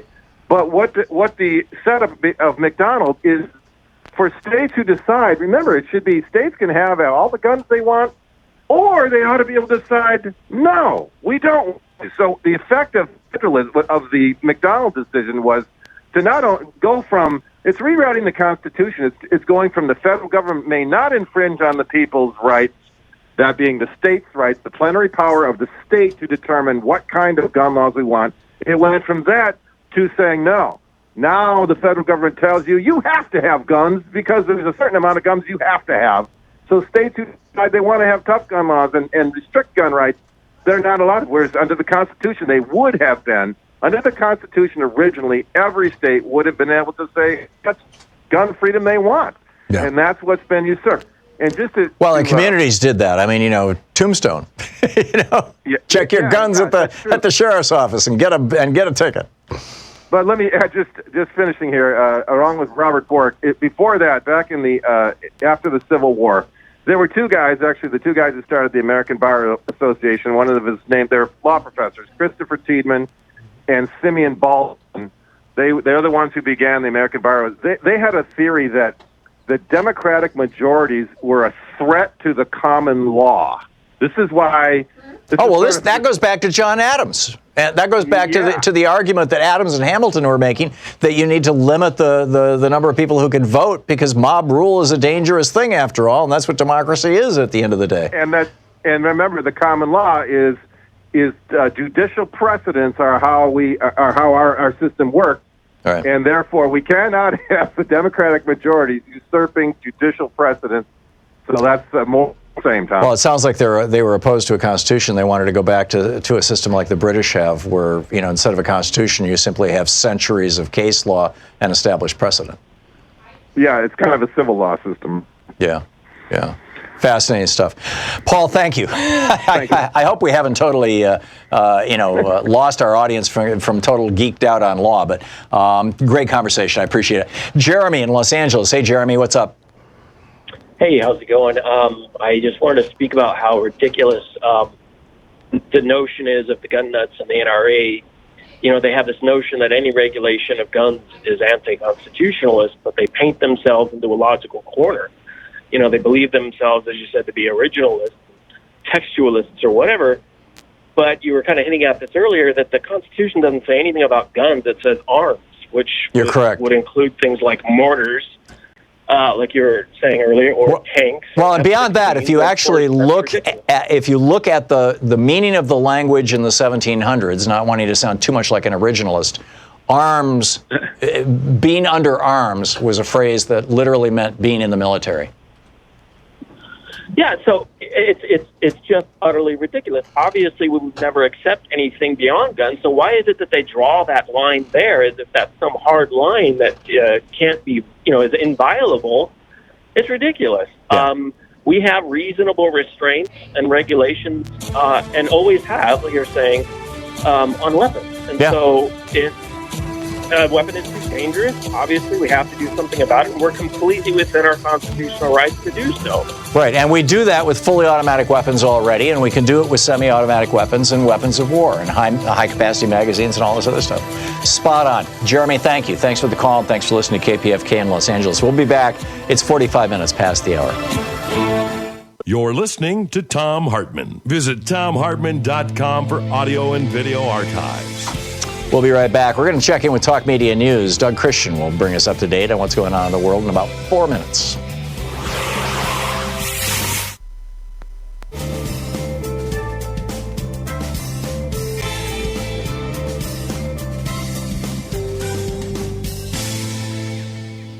And welcome back. Teresa in Paua, Hawaii. Do I have that right, Teresa?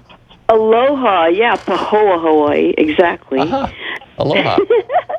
And so anyway, I have a multitude of points, but anyhow, in regards to the gun laws passed by Texas right after the mass shooting in Odetta, I think that's going way too far. So lenient, like having weapons in school grounds, or even marshals at schools, or even having guns in churches. That is so ridiculous. Well, what's so insane about it, Teresa, is that these laws actually took away the rights of churches and small businesses to say, we don't want guns in our place. It's like, I mean, it wasn't an extension of rights. It was a diminution of rights. So they were literally taking away the rights of own. And these are the same people, these so-called conservatives, these are the same people who will say, oh, but they have a right not to make a cake for a gay couple. They have a right not to rent their hall to a mixed race couple, which just happened in Alabama, I believe it was, last week. That's a religious right? But they don't have a right to keep guns out of their building. It's bizarre. Exactly. And another thing, too, just in passing, 1 Thessalonians 5:16-18 talks about the rapture, especially verse 17. So, good day, dear. Okay. Keep it up. Thanks a lot, Bye-bye. Teresa. Good talking to you. Mohammed in Chino, California, listening on KPFK. Hey, Mohammed, what's up? Hey, Tom, it's good to hear from you. I have a couple. I have like 3 little comments, if you'll bear with me. One is, I'm a huge fan of Noam Chomsky, But anybody under 50 has never heard of him. So I consider you essentially the 21st century Noam Chomsky. Well, thank you. Except he's still around, so. I know he's still around. He's like 80 something. But when I mention, have you ever heard of Noam Chomsky? What is it? Imperial hegemony and this kind of stuff. He's like, no. Yeah. Okay, that's one point. Just because I wanted to let you know how much I value your scope of knowledge and your ability to pull things together and make them coherent. The other issue was the FEC, the Federal Election Commission. How essentially all of this is like pieces of this conspiracy almost. I mean, that's the only way I can think of it. Yeah, they're getting ready to steal an election, and so they just shut down the police department, the Federal Election Commission. Right. I'm just like every element of freedom of democracy and voting is being completely trashed. Right. With black voter suppression and disenfranchisement and all of that stuff. And Hispanic. Yeah. So that was one issue. Then this has been on my mind for a long time, right? Just listening to Trump and seeing what he does. It occurs to me, I don't know if anyone else has ever thought of this, but presidential candidates, once they become the official contender for the party, should be required to take, a psychiatric evaluation and a cultural literacy test, and, so they know where stuff is in the world and they understand what's going on. And so, I'm going to disagree with you on that, Mohammed, because a psychological test is only as good as the test. The test should be we the people. Going, right? What fell apart here was not a failure of testing; it was a failure of the media. They just on the ball. You know what I mean? The media just gave him all this time, and they never seriously challenged him because they didn't believe he was going to become president. They thought it was a sideshow that they could make money off of, and they made a hell of a lot of profit, as Les Moonves, pointed out at CBS before he got busted for forcing himself on women. And that's where the problem is. Mohammed, thanks for the call. Every day here on the Thom Hartmann Program, Louise and I and our team, Sean, Nate, Shira, Dave, Chase, Sue, Nigel, Ron, we all work to put together the very, very best show we possibly can. And there's an enormous amount of work that goes into the show. And one of the things that comes out of that is a lot of content, a lot of specific information that we go through and we dig out and, we want to share with you. And Sue puts that into our newsletter every week. And I think you will, if you don't already receive our newsletter, it comes in email every day, about an hour after we're off the air, or maybe a couple hours after we're off the air. And Sue goes through and pulls literally every link to every story that we talked about and puts it into the newsletter. It's free. We don't sell the list or anything. You complete safety and security. There's no charge. There's no nothing. Just, plug in your email address over at thomhartmann.com. And you get signed up for the newsletter. It's all fairly obvious. You'll see it on the website. So check it out, thomhartmann.com. Thank you. Want to connect with the show online? You can find the Thom Hartmann Program on Facebook, Twitter, and Instagram.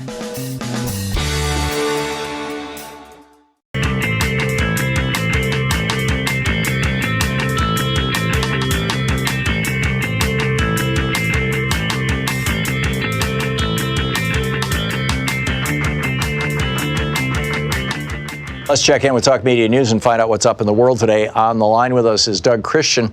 This report brought to you by goatsfortheoldgoat.com and Loving What You Do, Alan Ratner's new book. Doug, what's happening in the world? Well, the Dow is plunging today again because President Trump has tweeted that he is going to step up his trade war with China, threatening that if China doesn't come to just waits him out, thinking that he may not get reelected, that he's gonna push it up. So last I checked, the Dow was it's down 375 right now. Yeah, and of course this really touches on another issue which Trump has been touting, which has been the economy. The economy and the stock market aren't absolutely in line, but they are a measure. One is the measure of the other, and of course, the AFL-CIO's president Trump, not Trump, has been pushing back a bit to President Trump, saying that that the USMCA is not a great deal for workers. This is the USMCA. Most people, I don't recognize the acronym. This is NAFTA version 2.0, which really is just, I mean, all they did was just dress it up a little bit, put a bow on it, and said, here you go. Rebranding exercise is what it is. Exactly. And President Trump has lashed back at Trumpka, saying anything that he can to tell him how hypocritical. Well, like all Republicans, he hates organized labor. Yeah, exactly. But I mean, what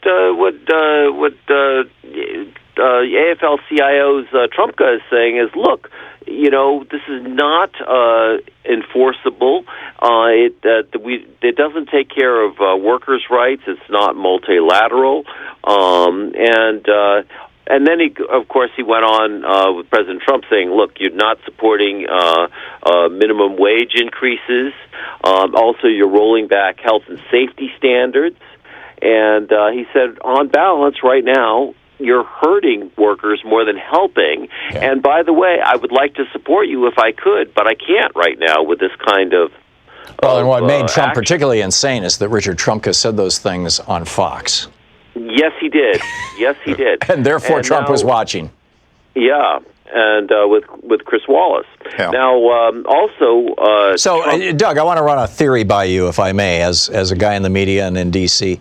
There are people who are suggesting that when Trump came out and said Fox News isn't working for us anymore, a couple of the Fox hosts said, we never worked for you, and other people in the administration said, well, what he really meant was it's not working for us to rely on Fox News to get our message out, so we're going to have to tweet more and go on other venues or whatever. But setting all of that aside, there is a third emerging debate about whether this war between Fox and Trump, to the extent that there is one, is simply worldwide wrestling. It's just, they're smacking each other down just to grab the news cycle and just to give more publicity to Fox, and actually more credibility to Fox as fair and balanced, since, hey, they're pushing back on Trump. And of course, Trump gets his moment in the sunlight. What do you think of that? I don't really agree. I think that actually that people like Chris Wallace, if you go back for years and look at his interviewing, it has been pretty consistently hard-hitting, and also really delving into issues. I've always felt that Chris Wallace has been a nonpartisan interviewer. I think that although he was a big fan of the war in Iraq, he was a huge fan of the war in Iraq. Well, yeah, but isn't he Mike Wallace's son? Also voted for the war in Iraq too, including Hillary Clinton. No, I get it. It's not. The thing is that a lot of people got into that war with Iraq without even knowing the difference between Shia and Shiite. That Saddam Hussein was not a religiously driven dictator. That he was a secular dictator. In fact, his stand on women's rights in the Middle East was comparatively good compared to, let's say, Saudi Arabia. Yeah. So we went into that without thorough knowledge and understanding. Back to today, Trump's claiming that the IG report, Inspector General, that Mueller's investigation was illegal. He said. At a tweet, based on the IG report, the whole witch hunt against me and my administration was a giant and illegal scam, and the House of Representatives should now get back to work on drug prices, healthcare infrastructure, and all else. The Mueller report showed no collusion, no obstruction. Of course, Trump said this without evidence, and that's not really what the IG report said, but of course, that is what President Trump is claiming. Yeah, as he has all along. I mean, it's just, and now he's saying, I want my time back, which is, I think, another one of these excuses for when he loses the election, saying, I'm just going to stay here for a couple of years. I mean, this is what Michael Cohen warned us about, and I think we need to get ready for it. Doug Christian with Talk Media News. Thank you, Doug. Thanks. Good talking with you. We'll be back. It is, we're hitting the top of the hour here. Stick around. We'll be right back. Larry Cohen's going to be with us. You're listening to Thom Hartmann.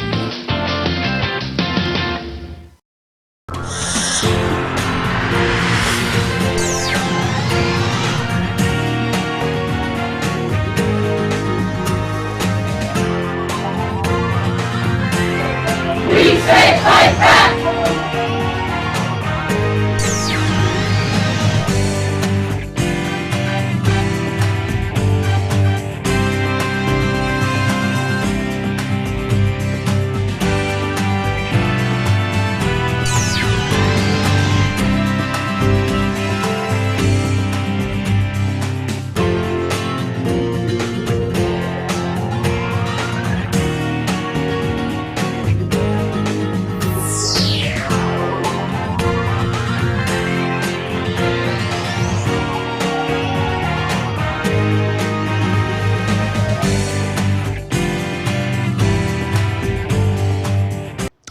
Our book today is The Hidden History of the Supreme Court and the Betrayal of America by a guy named Thom Hartmann. This is from the introduction, A Rebellion Against Monarchy. And it opens with a quote from Abraham Lincoln. The candid citizen must confess that if the policy of the government upon vital questions affecting the whole people is to be irrevocably fixed by decisions of the Supreme Court the instant they are made, then in ordinary litigation between parties and personal actions, the people will have ceased to be their own rulers, having, to that extent, practically resigned their government into the hands of that imminent Supreme Court tribunal. This is from his first inaugural speech, explaining why he was refusing to recognize Dred Scott. From the time Americans wake up in the morning throughout their days, work or play, right through a full night's sleep, everything they do, touch, ingest, breathe, and use has been touched in one way or another by the Supreme Court. Food, drugs, transportation, clothes, furniture, roadways, water, septic, electricity, everything in modern life is regulated in some way, either in manufacture, distribution, sale, or use. And those regulations are allowed or disallowed ultimately by the U.S. Supreme Court. At home and in the workplace, Americans' lives are regulated by the Supreme Court also, whether there can be a minimum wage or unemployment insurance, how much power employers have over labor unions and employees, whether consumers can sue when harmed by products or corporate actions, and how far police and other agencies can go in prosecuting, or sometimes persecuting, individuals or entire groups of people. The court determines and defines the limits of your right to protest and your right to a free press. It has final say in everything from taxation to regulation, from public space to private space, from contraception to marriage. Both directly and indirectly, the court determines how wealth can be earned, accumulated, and disposed of. It decides how far the rich can go in exploiting the poor and working people, and whether working people can fight back. Meanwhile, America has ended up, mostly since around 1980, with one of the most corrupted political systems in the developed world, with billionaires and big corporations literally writing legislation to benefit themselves, from the federal to state to local levels. As Tim Wu wrote for the New York Times in March 2019, quote, about 75% of Americans favor higher taxes for the ultra-wealthy. The idea of a federal law that would guarantee paid maternity leave attracts 67% support. 83% favor strong net neutrality rules for broadband, and more than 60% want stronger privacy laws. 71% think we should be able to buy drugs imported from Canada, and 92% want Medicare to negotiate for lower drug prices, end quote. Yet Congress as a whole has not even once seriously considered any of these things in decades. The reason, quite simply, is literally billions of dollars of politically poisonous cash flowing from corporations and ideologically motivated billionaires into the bloodstream of our body politic. And it wasn't Congress or any president in history who changed laws to make this possible. It was the Supreme Court.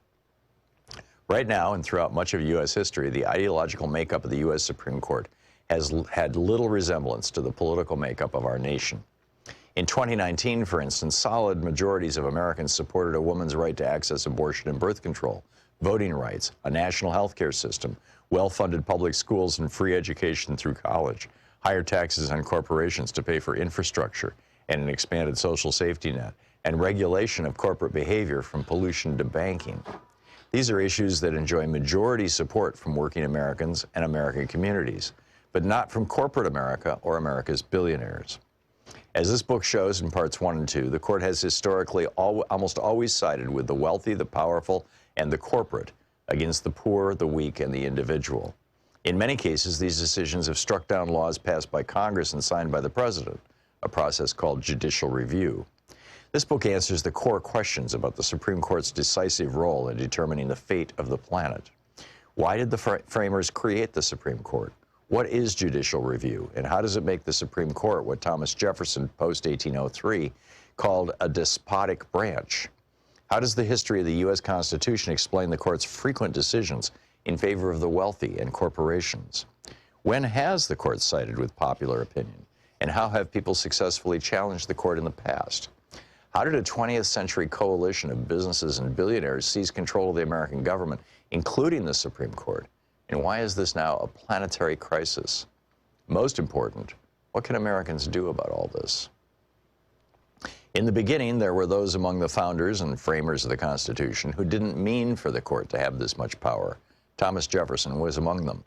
Part 1 of this book dives into the philosophies that guided the men who drafted the Constitution. It also shows how in 1803, the Supreme Court set itself above Congress and the president, with the power to review, strike down, or rewrite laws based on its own lone interpretation of the Constitution. Importantly, the framers of the Constitution gave no consideration to the rights of nature or even of the environment, other than its sheer productive potential to enhance the wealth of the nation. Instead of the environment, when the Constitution was written in the summer and fall of 1787, the new thing in political circles was the idea of property rights for commoners, which had only clearly been articulated outside of the realm of royal prerogatives during the previous few centuries. John Locke wrote in his 1689 Two Treatises of Government that the main purpose of government was to make sure that, quote, no one may take away or damage anything that contributes to the preservation of anyone else's life, liberty, health, limb, or goods. It's The Hidden History of the Supreme Court and the Betrayal of America by Thom Hartmann. You know, every day here on the Thom Hartmann Program, Louise and I and our team, Sean, Nate, Shira, Dave, Chase, Sue, Nigel, Ron, we all work to put together the very, very best show we possibly can. And there's an enormous amount of work that goes into the show. And one of the things that comes out of that is a lot of content, a lot of specific information that we go through and we dig out and, you know, we want to share with you. And Sue puts that into our newsletter every week. And I think you will, if you don't already receive our newsletter, it comes in email every day, about an hour after we're off the air, or maybe a couple hours after we're off the air. And Sue goes through and pulls literally every link to every story that we talked about and puts it into the newsletter. It's free. We don't sell the list or anything. You complete safety and security. There's no charge. There's no nothing. Just, you know, plug in your email address over at thomhartmann.com. And you get signed up for the newsletter. It's all fairly obvious. You'll see it on the website. So check it out, thomhartmann.com. Thank you. Want to connect with the show online? You can find the Thom Hartmann Program on Facebook, Twitter, and Instagram.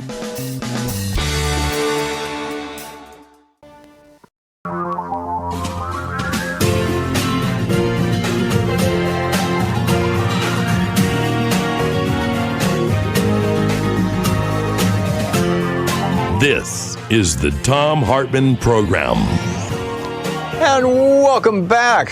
On the line with us is our old buddy Larry Cohen. Larry is the board chair of Our Revolution. He's also the board chair of the Democracy Initiative, past president of the Communication Workers of America, the CWA, ourrevolution.com, of course, the website. Larry, welcome back to the show. Yeah, great to be with you again. It is always fascinating talking to you.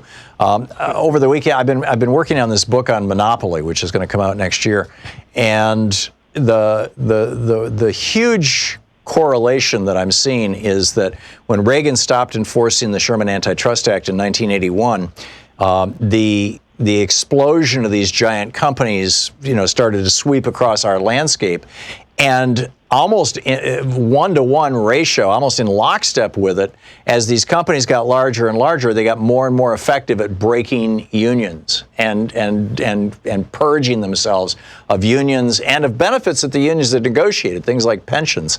So, you know, we're kind of at a low point here. I mean, 40 years into the Republican war on labor, we've gone from a third of America being unionized to now, you know, 6% of the private workforce, 10% of the overall workforce.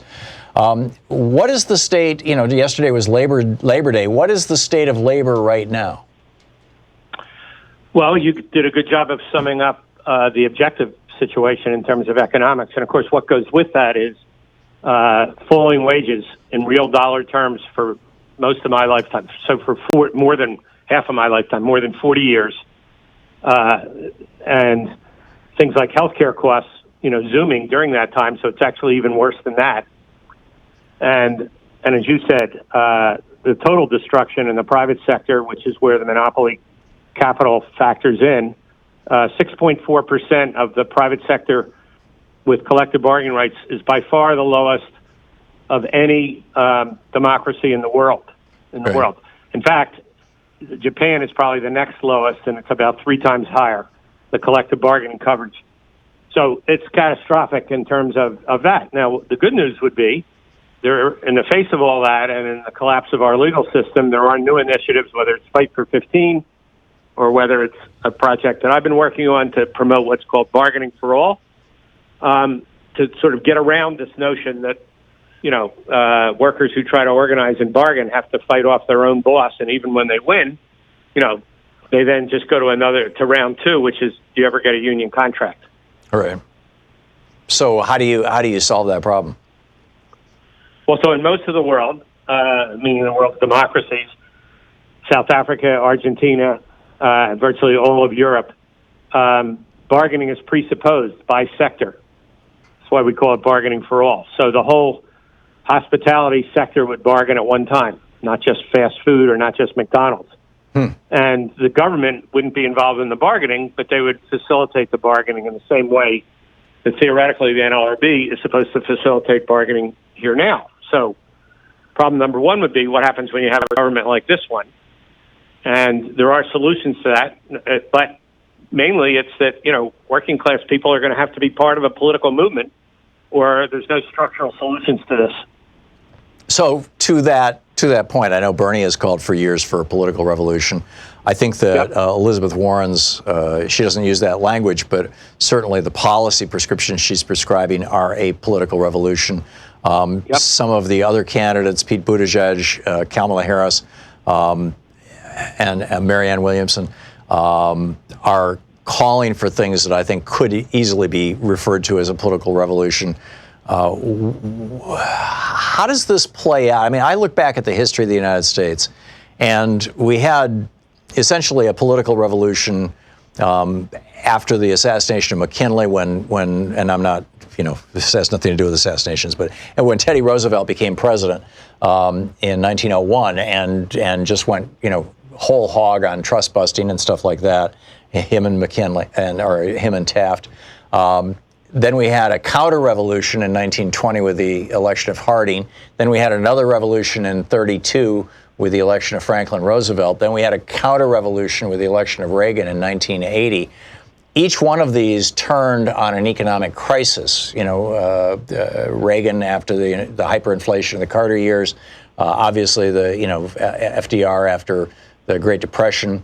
McKinley, we had the Great Depression of 1897 that was arguably worse than the crash of 1929. That led to Teddy Roosevelt. Is it possible to have a revolution outside of a political crisis, or is this slow-moving political crisis that brought to us by 40 years of Reaganomics, has it reached a tipping point where it's widely perceived as as an economic crisis, and that's enough to drive it? Or is my whole theory that you need an economic crisis to produce a political revolution just nonsense? Well, I would never say that, because I've learned so much from you, seriously, over the years. No, I don't think it's nonsense at all.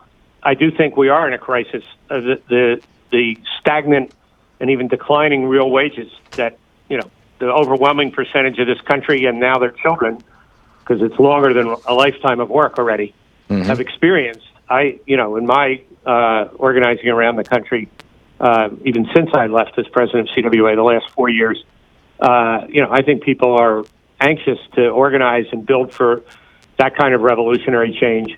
And I think part of it is, in the face of big money in politics, which you talk about all the time, is that electoral, or what other forms can that take, so that ultimately it has to be somewhat electoral?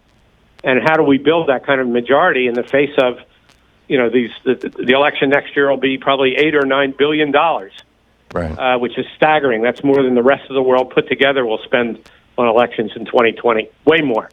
And so, I think it's a daunting challenge we face when you look at, as Bernie would say, the way the rules are rigged. By the Supreme Court specifically, yes. Well, the Supreme Court, but even in the Democratic Party itself, I mean, it goes on and on. Yeah, well, I wanted to get to that, Larry. Unless you finished your thought. Have you? No, yeah, I would just say that I think it's an awesome sort of challenge to get enough people moving, in the same direction so that a different argument about the economy can get real traction. I do think we're closer to that than we've been in decades, but you never know where the tipping point is. As the saying goes, it's always darkest right before the dawn. Well, and I think that this is all a variation on the old AA thing, and I've never been in AA, so I might be mischaracterizing this, but my understanding is, there's kind of an underlying assumption you have to hit bottom before you really seriously start to come up. And, I think that for a lot of Americans, the Trump presidency, 40 years of neoliberal economics have taken us to bottom, which leads me to the question, where's the Democratic Party in all this? We see the positions of some of the presidential candidates, although the media would much rather relentlessly focus on personal issues and did somebody gaffe or say something wrong, or are they is Elizabeth Warren's Native American ancestry an issue, or is Joe Biden's flaky memory an issue? They don't want to talk about policy, but when you're a policy guy, I'm a policy guy. When we actually look at the policies of the Democratic candidates for president, at least the ones that are polling at more than 2%. It seems to me that there's a fairly progressive tilt to most of them, and even Biden is taking some progressive positions. A, your thoughts on that, and B, how is that translating into the party as a whole? I had Mark Gamba, a guy here in Oregon, who is taking on Kurt Schrader, who's the head of the Blue Dog Caucus, and literally taking money from Koch brother affiliated organizations, a Democratic member of the House of Representatives right here in Portland. And Mark Gamba is trying to challenge him. He's the mayor of one of the towns here in the primary.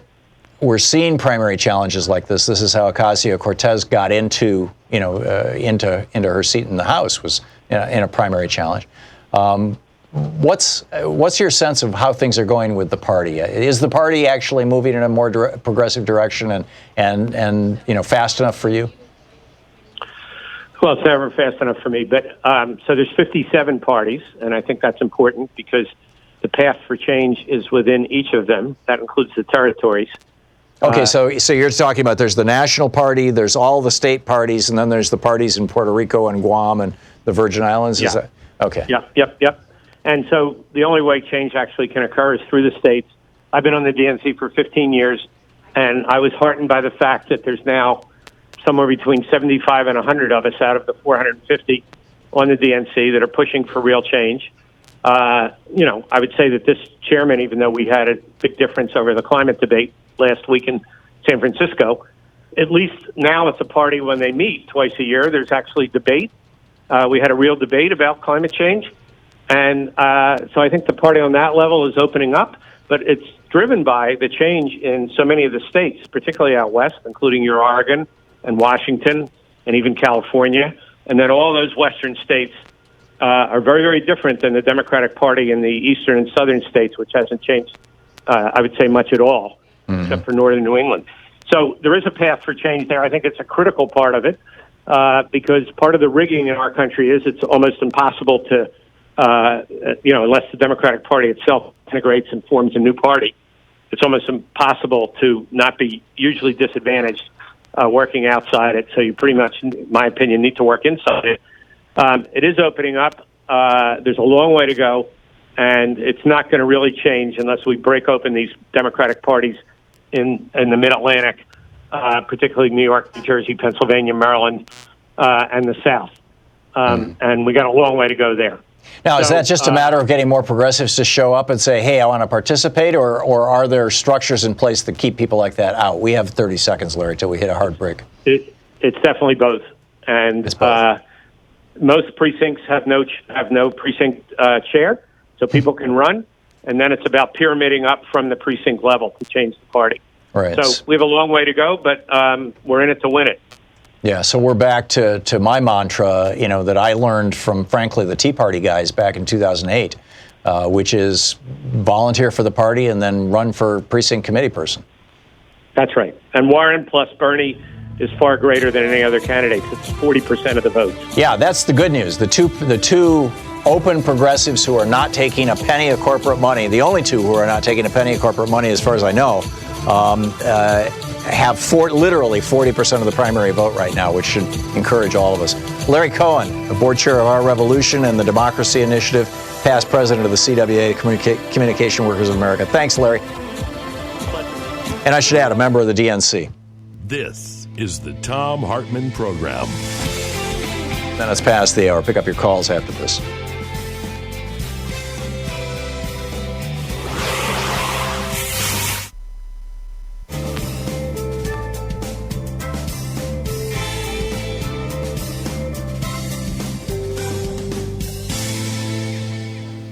And welcome back.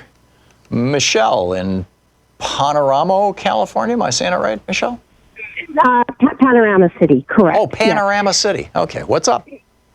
Well, I wanted to kind of make a comment about Texas. My grandmother was from a small town in Texas originally, and I believe that a lot of what you're seeing with these gun laws being passed right now is their fear of a lot of the white community of the other coming in, because Texas has been changing a lot demographically from what it originally was.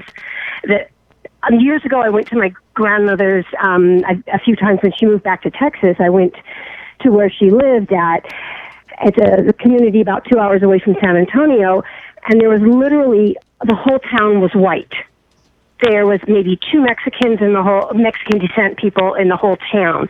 And I had these younger cousins who would now be in their early 40s who actually had gone to Dallas to Six Flags, and they were afraid to even go past the entrance because there was a bunch of African-American teenagers hanging around the entrance, and they had been terrified just to even walk past these people of African-American descent. Wow. So now, a few years ago, I ran into somebody who was from that area, and they told me there was a big influx of people of Latino descent in that community. So you have a lot of these small towns that were white who are now mixed racially in a 20-year period. Is that making those towns more tolerant or less tolerant? Or at least the white people in those towns?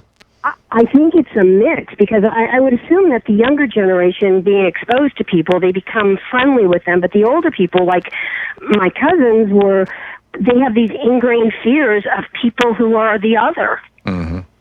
That are going back from when they never grew up around anybody who looked different than they did. Yeah.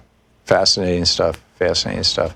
So do you think that the fear of non-whites is like one of the things that's, well, obviously, I mean, the El Paso shooter, his whole screed was, replacement theory. This replacement theory that Donald Trump and Steve Bannon and the white supremacists and the Nazis have been promoting for years and years and years, that white people are going to be replaced by people of color in this country.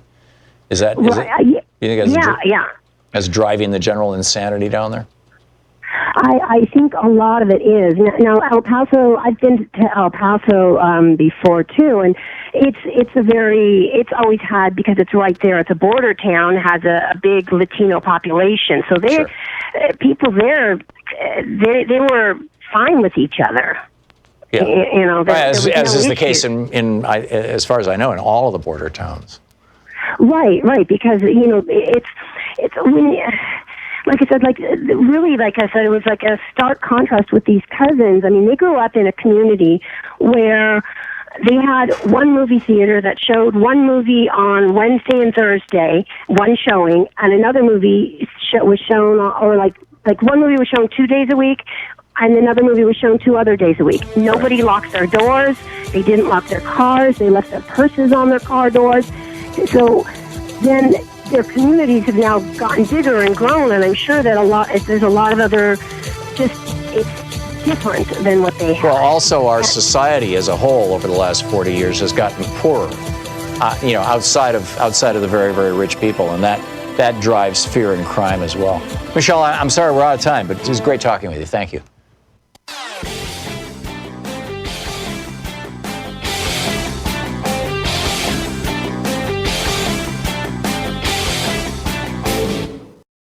Every day here on the Thom Hartmann Program, Louise and I and our team, Sean, Nate, Shira, Dave, Chase, Sue, Nigel, Ron, we all work to put together the very, very best show we possibly can. And there's an enormous amount of work that goes into the show. And one of the things that comes out of that is a lot of content, and you get signed up for the newsletter. It's all fairly obvious. You'll see it on the website. So check it out, thomhartmann.com. Thank you.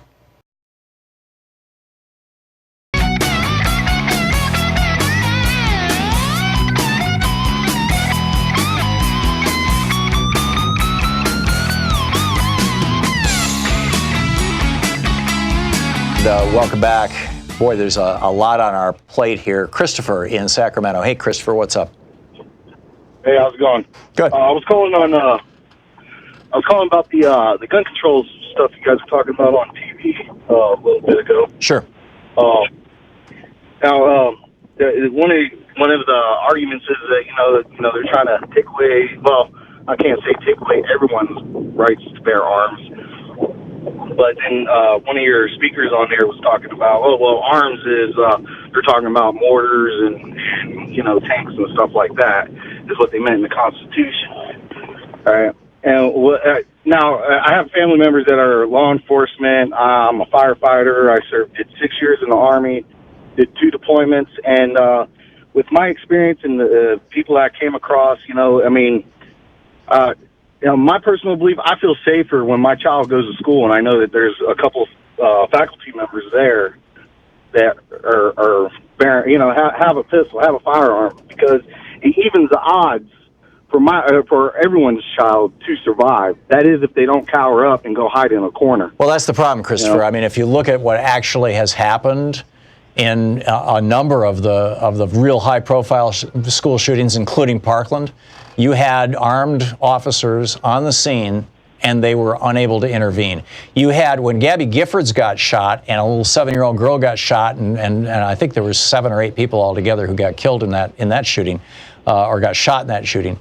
There were 2 people in that crowd who both were licensed to carry a concealed weapon, and were carrying concealed weapons. One of them was an ex-police officer. The other was ex-Army. Neither of them was able to get a clean shot. It was a 75-year-old man who took down the shooter by jumping on him. And it's just like, if you look at the numbers, what you find is that, well, you had this guy, an Army guy in Georgia, as I recall, just a few weeks ago. He took down a shooter, stopped a shooter, an active shooter, stopped him in the process. The police came and they shot the guy because he had a gun and he was black, and they assumed that he was the shooter. So the reality is that if you've got guns in your school, you're more likely, and just last week you had another one where the kids broke into the locker where the teacher was keeping the gun, and they were out in the playground playing with a loaded weapon. You feel more safe with that. I'm all the statistics, all the data shows that that's a huge mistake, and that you're buying NRA BS. Oh, I don't listen to NRA. Matter of fact, I don't listen to hardly anybody. I get the logic of it, Christopher. I absolutely get the logic of it, but the reality of it is a completely different thing. Christopher, thanks for the call. We'll be back. You're listening to the Thom Hartmann Program. Call 202-808-9925. Actually, more in the news that I haven't gotten to yet. We'll get to that. Stick around. We'll be right back.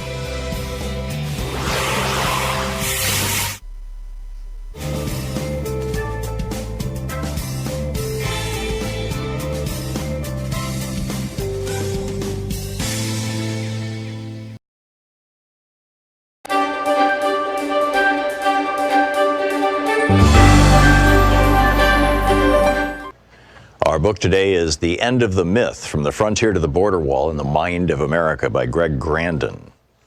And this is from Chapter 1, titled All That Space. The British colonies in North America were conceived in expansion. America was an aspiration, an errand, and an obligation born out of violent Christian schism and Europe's interminable religious and imperial conflicts. Depending on the intricacies of their particular interpretations of Revelation, the Protestants who settled New England might have understood flight across the Atlantic as a way of escaping European war, or they might have seen migration as a chance to open a new front and win those wars on a new soil. Here in the 1600s, in the eschatological nebula of the New World, was the first paradoxical image of America as simultaneously pristine and despoiled, empty and at the same time filled with primitives begging for deliverance, subordinated to Catholic Spain, which had conquered its part of the Americas a century earlier and stood as the great obstacle to Reformation England's rise as a world power. All yell and cry with one voice, Libertia, Libertia, Richard Hakluyt, a clergyman and court minister, wrote in the late 1500s, hoping to convince investors and his queen to establish an American colony. As Puritan society frayed under the harsh conditions of settler life, the frontier threatened and beckoned. The dark woods were filled with witches, and they were witchy, inviting hither. The forest was the place where the community could be redeemed and given new purpose, a chance to once again start anew, or it could be a place of more sorrows, wilderness sorrows, as two early Puritan patriarchs described the hardships that awaited those who ventured into uncharted territory, where whatever solidarity existed would be smashed into atoms as settlers scattered to escape the rule of the clergy. People are ready to run wild into the woods again and to be as heathenish as ever, warned Increase Mather. Expansions could be, often in the same sermon, held up as the cause of and the solution to the difficulties of establishing Christian communities. Either way, Native Americans had to get out of the way. They could die. They waste, they molder away, they disappear, said one Puritan chronicler of indigenous people who had succumbed to European pestilence years before the arrival of the Mayflower in 1620, thus clearing the earth for the establishment of the Massachusetts Bay Colony. God made way for his people by removing the heathen and planting them in the ground, said another observer. They could be murdered. The holy terror unleashed by the Puritans was, according to the historian Bernard Bailyn, driven by fears of what could happen to civilized people in an unimaginable wilderness and fears of racial conflicts in which God's children were fated to struggle with pitiless agents of Satan, pagan antichrists swarming in the world around them. Survivors could be enslaved. The first patent granted in colonial America in 1626 was to a Virginia merchant and planter, William Claiborne, for inventing a device that would not just restrain Indians, but also make them work. Claiborne was given an Indian to experiment on for the trial of his invention. Colonial records do not say what this innovation might have been, only noting that it was not successful. Or they could be pushed further and further west. The prodigious and relentless population, complained New Orleans Spanish governor in 1794, progressively drives the Indian nations before them and upon us, seeking to possess for itself this vast continent which the Indians occupy between the Ohio and Mississippi rivers, the Gulf of Mexico, and the Appalachian Mountains. More than a century and a half later, writing in the early 1950s, the Mexican author and diplomat Octavio Paz made much the same point. America was, he writes, if anything, geography, pure space, open to human action. Since it lacked historical substance, ancient social classes, established institutions, religions, and hereditary laws, reality presented no obstacles other than natural ones. Men struggled not against history, but against nature. And wherever there was an historical obstacle, indigenous societies say, it was simply erased from history, reduced to a mere natural fact and dispensed with accordingly. Evil is outside, part of the natural world, like Indians, rivers, mountains, and other obstacles that must be domesticated or destroyed. End of quote. The American Revolution is a permanent revolution, Paz went on, a nonstop expulsion of, quote, all elements foreign to the American essence, and a constant invention of itself. And anything that stands in the way of that invention, anything that is in any way irreducible or inassimilable, to perpetual creation, be it Native Americans, Spanish America, or history itself, quote, is not American. Quote, in other places, the future is one of man's attributes because we are men. We have a future. In Saxon America, the process is inverted and the future determines the man. We are men because we are the future, and everything that has no future is not a man. End of quote. The United States, Paz said, offers no room for contradictions, ambiguity, or conflict. The nation flies forward swiftly as if weightless across the land. Trying to stop North Americans moving west, Stephen Austin, the founder of Texas, said over a century earlier, was like trying to stop the Mississippi with a dam of straw. The drive west waxed and waned and burst forward with great passion during key moments. The book, The Edge of the Myth, by Greg Grandin. Want to connect with the show online? You can find the Thom Hartmann Program on Facebook, Twitter, and Instagram.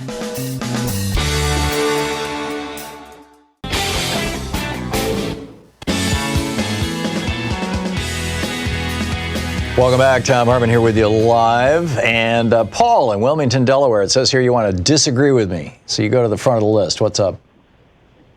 Well, I just wanted to say that in schools, I think that if a teacher has a gun, the situation might be much more like Little House on the Prairie than like the Wild Wild West. He doesn't have to go look for them.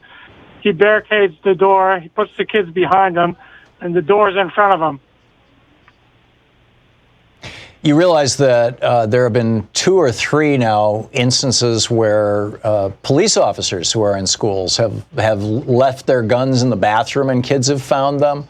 And I think it's amazing that we have not yet had a kid shot by accident in a school. If you bring a gun into a home, we know that the risk of suicide goes up at least 500% in that household, and the risk of an accidental death goes up over 400%, 4 times. Why would it be different in a school?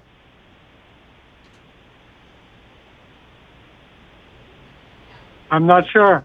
Okay. I just don't see the trade-off is worth it, number one. And number two, if you think that you're going to have time, if somebody's coming in, if somebody's running into a school with a semi-automatic weapon and firing away like crazy with a high-capacity clip, and you think that the teacher's going to have time to close the door, barricade the door, get the kids into a safe position, you should have a conversation with some of the teachers in Parkland or Newtown.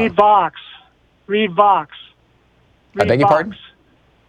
You know Vox, right? VOX? They have, yes, VOX, the website. Right. They're talking about how the consultants are going around and teaching people how to barricade the Oh, I know they're going around doing this. You've got active shooter drills going on in every school in America right now that are traumatizing children. In some cases, they have people running through the halls with guns that are firing blanks, and the kids don't know that they're blanks. They don't know that the guy's not an active shooter. And these kids are going to be scarred for the rest of their lives. And all of this seems just fine with you. You've got all these semi-automatic weapons and high-capacity magazines and weapons of war on our streets. That seems to be fine with you. And your solution to this is to give guns to teachers? Come on, Paul. Give me something rational here. You're not focusing. I didn't say anything about what my positions on high-capacity magazines or. Well, if all those things were gone, there would not be a problem. So that's Second Amendment banning? I'm not talking about the Second Amendment here. The Second Amendment does not guarantee anybody a right to an AR-15. You're right. It does not guarantee them a right to a high-capacity magazine. Go ahead. If you do a 1994 style ban, the weapons are still out there. No, actually, if you look at the 10 years from 94 to 2005, when we had an assault weapon ban, there was actually a decrease in crimes committed by assault weapons. You can look it up. I'm not going to argue that. I'm going to argue that the guns are still out there. Sure, but if you just as Thompson machine guns were still out there, let me finish a sentence once in a while here, Paul. Just like Thompson machine guns were still out there in 1936 and 37 and 38 after they got banned in 1935. But by 1950, you couldn't find a Thompson machine gun. Because what happened was, over time, people turned them in, people destroyed them, people sold them to museums, whatever. And particularly if you had a gun buyback program, you'd get them out a whole lot faster. Australia went through this in 1996. And it took about a decade to flush, the high capacity weapons of war out of Australia's systems. But they did. They succeeded in doing it. We could do the same thing here. But the solution is not putting guns into the hands of teachers. Teachers are not law enforcement. The bathtub of weapons is so full that we can't do what Australia did. Of course we can. The Second Amendment has screwed us. No, but we can still do it, Paul. Has screwed us. I'm not disagreeing with you on that, but I still think that we can do this. We're the United States of America. We're not helpless and we're not stupid. Well, we may have stupid, helpless people, in the Republican Party trying to run this country, but I think the American people as a whole are not. Paul, thanks for the call. I think we're starting to talk in circles here, so I'm going to move along. Let's see here. Dave in Armstrong Creek, Wisconsin. Hey, Dave, what's up? Hi, Tom. How are you doing? Good.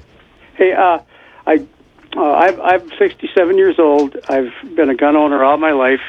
My father taught me how to hunt at an early age. He was actually had a hobby of gunsmithing. Mm-hmm. He built custom rifles. He was in the NRA for quite a few years, and he quit when they got political. Right. Anyway, I just wanted to just correct you on one thing that you said. The AR-15 shoots, I believe it's a 223 round high velocity. You were correct on that. But it's a very small bullet, and when it enters the human body, it doesn't blow a big hole. It generally goes where it wants to go. It tumbles. You could be shot in the upper part of the body. The bullet could end up in your leg. And that's the damage that it does. That was what it was designed for. It was designed to kill people. Anyway, I've never had the desire to own one, and I do have friends that own the AR-15 or the AK-47s. I'm not sure why they do. For me, I have quite a few guns yet. Basically the only gun that leaves the house now is I deer hunt a couple days out of the year, mm-hmm. and those are different type of bullets. There's a shock failure there. They're bigger bullets, and they're high velocity also. But the design on those AKs and the ARs are built to damage people. Right. And thank you for teaching me that, Dave. I was conflating two different things. I remember now, yes, that these bullets are designed to tumble through the body and create massive damage and basically kill people. Yeah. And whereas the bullets that you use for things like deer hunting, they produce a hydrostatic shock. A shock wave that goes through the body that knocks it down, knocks it over, knocks it unconscious, knocks it dead. Yeah. Anyway, I agree with you. Most of what you say about gun ownership, and I would have no problem if they, took AKs off the market. Yeah, me too. Thanks a lot, Dave. Good to hear from you. Derek in Detroit. Hey, Derek, what's up? Hi, can you hear me? Just fine. Yes, I have 2 points, actually. The first point being is that by arming teachers, female teachers, male teachers, when the activity is occurring and everyone pulls out their guns, who does the police put their attention to? That's the one.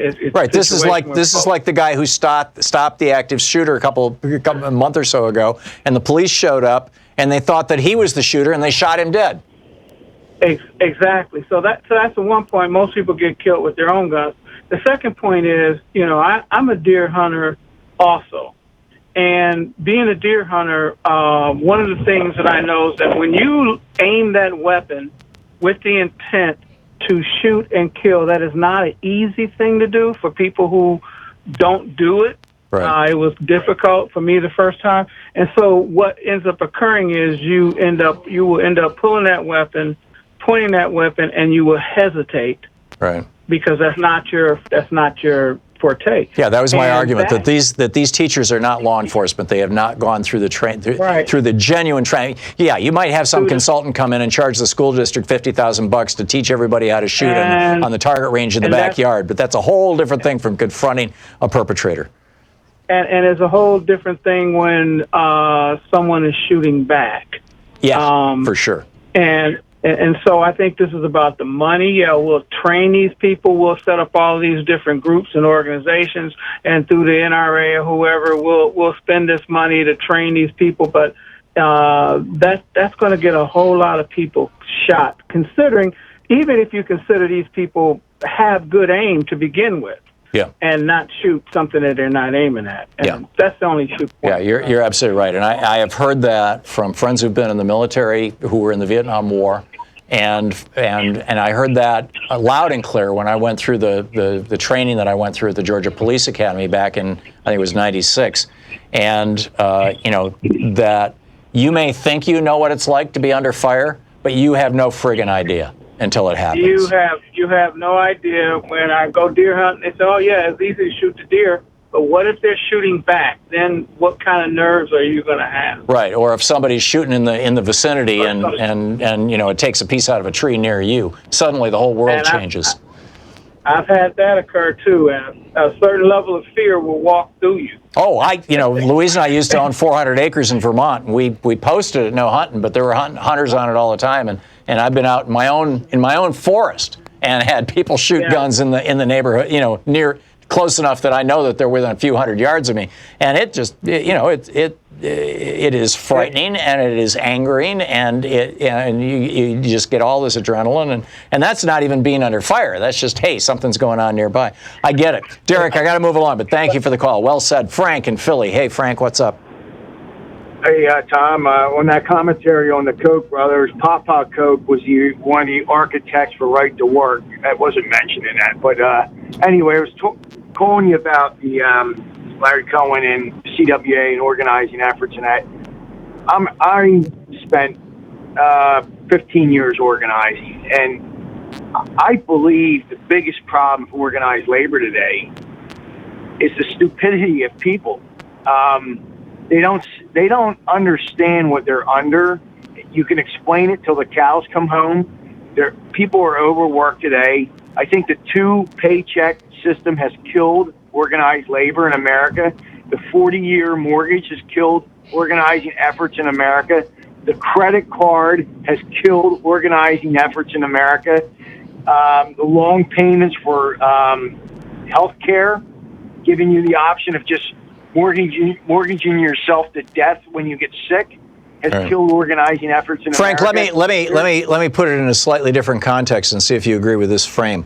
Broadly, when you're talking about killing labor, what you're talking about are people who live in right-to-work-for-less states that have adopted the Taft-Hartley Act provisions and allow people who are working for a company where the workers are unionized. Under right to work for less, you can refuse to pay union dues. You can simply say, yeah, the union has to represent me. The union has to bargain on my behalf. The union's lawyers have to represent me. All of the Supreme Court has ruled that all that's the case, and the union has to do all that at its own expense. But I have the choice of no longer paying union dues.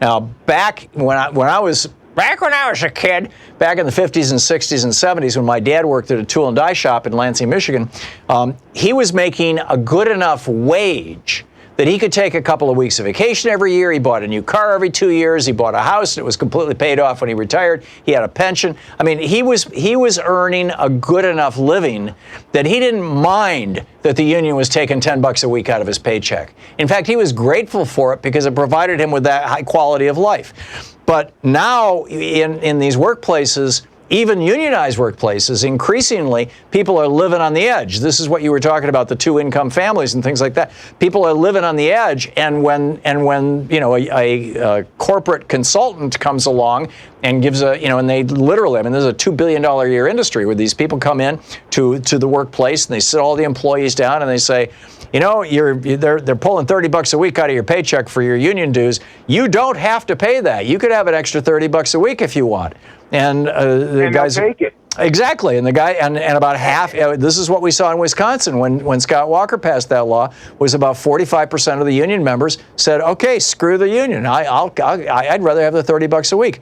And it's not because they hate the unions. It's because their finances are so desperate because 40 years of Reaganomics has ripped the guts out of the middle class. Well, I'm in a construction union. I bring engineers, and I was grateful. I was had the opportunity to go out and organize for the last 15 years in that. But like I said, it goes really down to stupidity. People think that they should be paying portions of their health care. When I started doing this, I saw a $2,000 deductible. Well, there's nothing wrong with it. I see $10,000 deductible now, and they still believe that's right to do. Yeah, which is crazy. The last great union president we had was, Mr. Truman, and he was really one that only cared about work. Yeah. All these other guys are just... Yeah, Harry Truman got it. Well, I think LBJ got it too, but Harry Truman really got it. Frank, thanks a lot for the call. Spot on. We'll be right back. It's 48 minutes past the hour. You're listening to Thom Hartmann. Visit ThomHartmann.com for audio and video archives. We'll be rolling toward the end of the show here in just a minute. I got a statistic here on Trump and golf that's going to blow your mind. Stick around.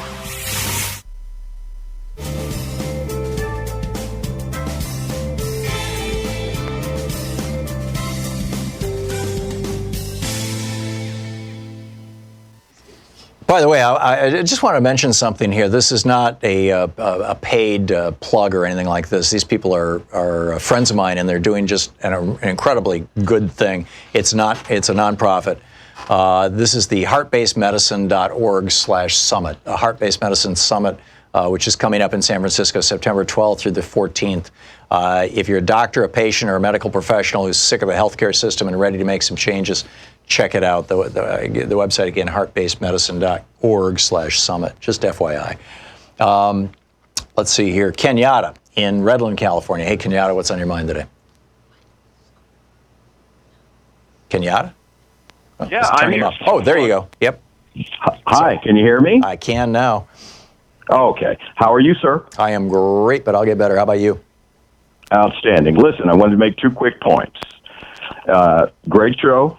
And I understand everyone's concern, especially with my daughter starting her fall semester at a private university today. I've been thinking about this issue every day. Are they doing active shooter drills in her school? Absolutely. Yeah. See, of course they are. Isn't this a crime? I mean, this is just insane. This is traumatizing an entire generation. What kind of impact is this going to have on their psyches? As a parent, I and I know you're one too. You know what, Tom? We don't have enough time in the show for me to tell you how disgusting this is, but I do want to make 2 points. One is that your listeners and you should be mindful that most gun violence in this country is perpetrated by police, and that is particularly concerning to me as a black man in America. Right. It's the 7th leading cause of death for black men in America is being killed by the police. A, and B, the other thing that most people miss and that completely gets ignored in this whole debate about schools and guns and everything else is that the second leading cause of gun violence, and it's setting aside suicides, is domestic violence. It's within the home. Of course. Of course. But in deference to time, the second point I wanted to make, Tom, was that, I've heard some of your callers talk about, licensing and red flags, and that's all, fine and dandy. But, maybe we should start from the top. Well, what I'm talking about is you've got a president who said that, he was going to do this and that after the last mass shooting. And then he got a call from the NRA chairman, and he went back on that. So maybe instead of licensing gun owners and so forth and so on, maybe it's time in this country to start having a national IQ test or some type of testing for the president. I took the Los Angeles firefighter exam, which the last 4 hours. It was one of the most intensive, and I've taken every exam there is known to man, MMPI, Rorschach, you name it. And let me tell you something, for a firefighter, this thing was grueling. How is it that the person that controls not only millions of guns in terms of the military commander-in-chief, but nuclear weapons and all types of artillery, how is it that this person doesn't have to pass any type of qualifications whatsoever? Can you explain that to me, sir? Yeah. It's a slippery slope argument, and Kenyatta, if we start saying, okay, here's the test that somebody who wants to run for president has to take, then the test is defined by the government. What happens when the test starts to exclude, people of particular political perspectives, things like that? The test Like a should poll be tax. the test should be the electorate, and the failure here is not stupid or not stupid. The failure is the media not doing their damn job in 2016. Kenyatta, I got to run, but thank you for the call.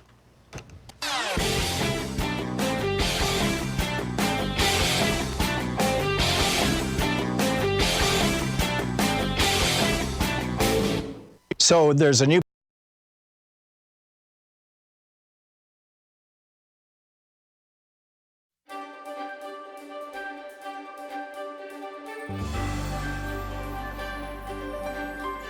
every day here on the Thom Hartmann Program, Louise and I and our team, Sean, Nate, Shira, Dave, Chase, Sue, Nigel, Ron, we all work to put together the very, very best show we possibly can. And there's an enormous amount of work that goes into the show.